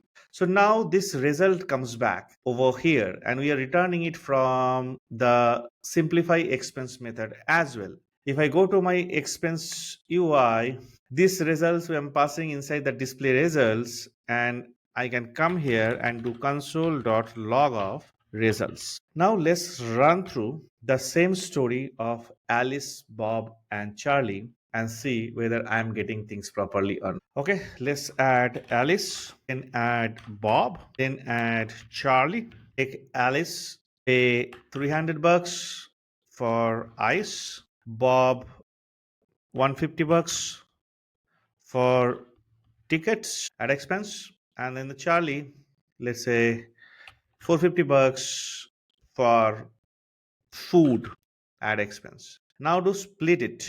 Once we do split it, I see it over here. Bob owes Charlie 150. Isn't it the case? Exact case. Because look at the expenses. Total 900. Alice is no more in picture because 900 divided by 3, 300. Alice has already paid 300. Bob paid 150. Bob has to pay 150 more. Charlie paid 450. Who paid 150 extra? So if Bob pays the 150 to Charlie, their account settles. That's what we are getting exactly from here. Bob owes Charlie 150, and I are getting it in an array. Now, if I loop through this array, here is an UL. I can always list it, right, as an li. That's it. My job will be done. We'll be displaying the settlement results in the settlements area, who owes whom. And here we have a div, and inside that there is a UL and there is a result area. So I'm going to take this result area, going to expense UI.js, where we are registering all the element. And over here, I'll say result area, colon, copy this guy, paste this guy, then put result area over here. Great. Let's go to my function. And here, the first thing that I want to do, whatever is there in the results area, let's clear that element, because every time we want to add a new thing from the settlement, we want the old things to go off, right? That's the reason. So let's go to Control P DOM helper. Here, let's add a simple clear element method. If I put any element into it, it will do element.firstChild is there or not, and then it is going to remove the child. So basically clean it up. Alternate way to do element.inner HTML equals to blank. We know that, right? So there are multiple ways you can do the clear element. Now coming to expense UI, call this clear element, pass this dot elements dot result area, so that UL will always clear. Okay. Actually, you can do the same thing for the other UL also, the expense area also. Now we have results. So check if results dot length is 0. That means there is nothing related to the settlement is inside my array. So consider like everything is settled. Okay. So you can put like const no results item equals to DOM helpers dot create list item. Yeah. First is the text. The text could be all expenses are settled, and then we can add a class name so that we can style it. Let's add no results as a class name, and then this dot elements dot result area dot append child, add this no results item. Okay. So if there is no results, we have taken care of this, and we can pretty well return from here so that we don't proceed further. Otherwise, in every other cases, I have to now loop through this results array. And for each of the results, I have to create a li and I have to add it to it. In our DOM sessions, I told like when you have to loop through, right, an array, and for each of the array, you have to modify your DOM, you have to manipulate your DOM. Don't manipulate directly because that is more resource intensive. That will cause performance issues depending on how many elements you have in your array. If there are too many elements, it's going to cause performance issue. Rather use something called a fragment is an in-memory object, so you can do it inside the fragment. It's like a template, and once the things are available in the fragment, you just attach that fragment, you just append that fragment to your DOM. So you don't add those element one by one with every iteration to DOM. You add to the fragment, and fragment is one element, that one root element inside which all these elements are already added in memory. You add the fragment to the DOM. So that's the best way of handling it. So for that purpose, I'll go to DOM helpers once more, and let me add another utility methods called append fragment. It can take the parent where I need to append to, take all the items that I need to append to this fragment, and then a callback function I can pass that can run on each of this item and then append a result of it to the fragment, something like this. So if I write this explanation, so if I write this code, first I have to create a fragment. So let's create a fragment equals to document dot create document fragment. Create document fragment. Yes, this is the method to create a fragment. Once you have created a fragment, let's do items, all the array items that I need to loop through. For each of this item, take out each of this item from that array, and over here do fragment dot append child. So you are now adding it to the fragment. Here you can utilize this function that you can call this generic method, because this function implementation depending on who is calling this method, right? And that function can be called on each of this item. Okay, so each of the item, after it is going through this particular function, its return value is get added to the fragment. And once the fragment is ready with all its children, I have the parent already, I have passed to it, I can do a append child and I can add the fragment to it. This is how you should do. You should not use the items creating the li directly over here. Now you're understanding, right? For this item, I would rather call this create item even could be this method create list item. So I'll create each of the list over here, and then I'll be appending that to the fragment, and finally the fragment over. Now going to expense UI again. Let us now call DOM helpers dot add dot append fragment. The first thing is the parent. In this case, what is the parent? The result area. This dot elements dot result area, that's the parent. Next, my collection, what is the results? All the results. And then the function is for each of the result, we can do DOM helper dot create list item, pass the result over here, and then a class name which you can keep as settlement item. We'll see what to add for this class. All right, that's it. So if we see this code, it's pretty simple. I have the results array, checking first cleaning up the UL, then checking if it is empty, saying it is settled. If it is not empty, we are creating a fragment. Inside the fragment, each of the element of the results array is getting added inside the li, and then the fragment is getting added to the actual result area, which is UL. So all the li will be now added to the UL. Let's proceed and let's execute and see. Hope it runs. If not, we'll come back and fix things. Let's create some more complicated scenario. Okay. Alice, Bob, Harry, Charlie. We have 4 users now. So let's say Alice paid $300 now for chicken. Got? Bob paid $130 for ice. Okay. Then Harry paid $340 for tickets.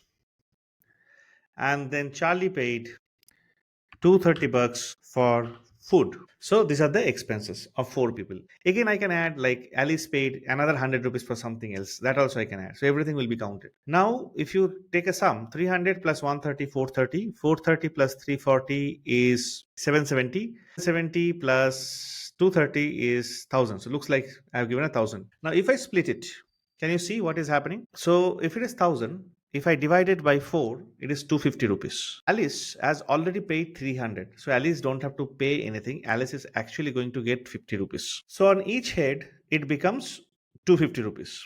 Alice has paid 300. So Alice has to get back 50 rupees more. Bob paid 130. So Bob has to pay 250 minus 130, means 120 rupees still. 340 minus 250. Charlie paid 230. So Charlie has to pay another 20 rupees. So this calculation is simple, but who will pay to whom? That is the most challenging calculation we have done using the algorithm. And as per the algorithm, it says Charlie owes Alice 20 rupees. Of course, Charlie has to pay 20 rupees because per head share is 250.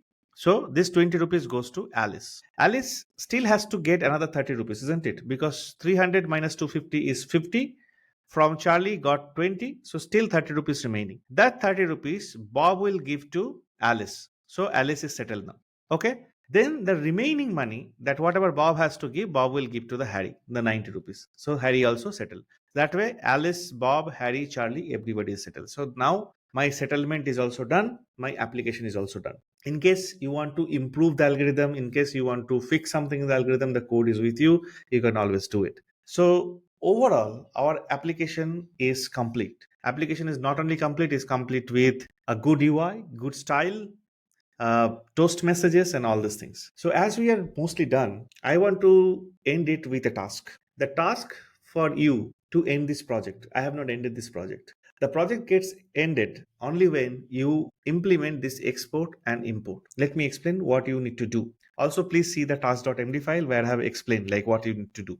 When you do export, the data, all the user data, all the expense data should be exported as a JSON. One JSON file, inside that you will have user data, you will also have the expenses data. You are seeing like user data, the both the user and then the expenses data. We have like which user paid how much amount for what reason at what time. Now if you notice, we have details of each of this thing in the user collection, in the expense collection. I'll give you a hint. I want you to add a method called toJSON or getJSON in the user model and the expense model. The user JSON should return this particular JSON for every user. The expense JSON should return this particular JSON for every expenses. Now, when you click on this export button, you go through each of the user, call user.getJSON or user.toJSON. Then you go through each of the expenses, do expense.getJSON or toJSON. You have JSON for all the users, you have JSON for all the expenses.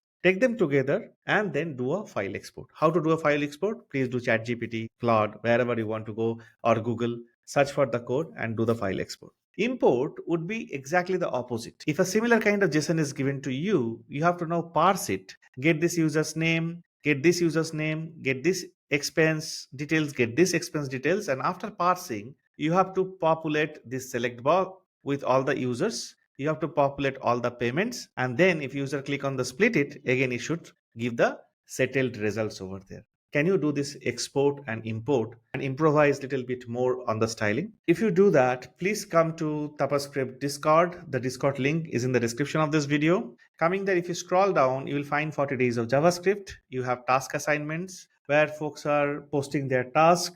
I'm very proud that they're doing this. Please post your task completion for these assignments. Please look into the task.md file, which will be available under day 40, just like we have for any other days, like day 38, you find a task.md file, right? Like this, there will be a task.md file where I have also explained this task in details. So I hope you do that.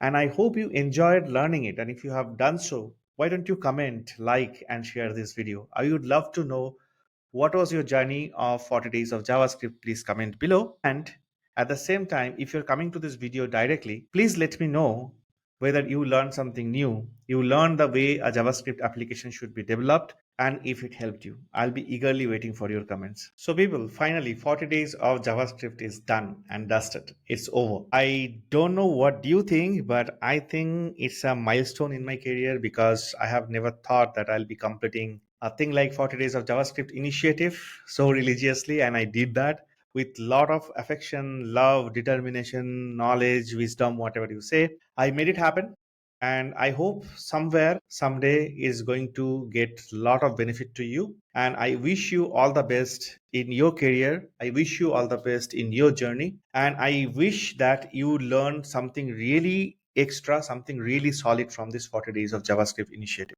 So what next? First of all, 40 days of JavaScript is over, but JavaScript learning is not over. I'm going to add a few videos now and then, though I'm not committing. For example, I want to create a video on JavaScript's date, how to handle date, right? How to handle INTL APIs, what you can do with dates and INTL stuff. There's a lot of magic that you can do. Second, I want to cover about JavaScript string in a video. That's the second thing. And like that, few other JavaScript stuff. Stay tuned to that.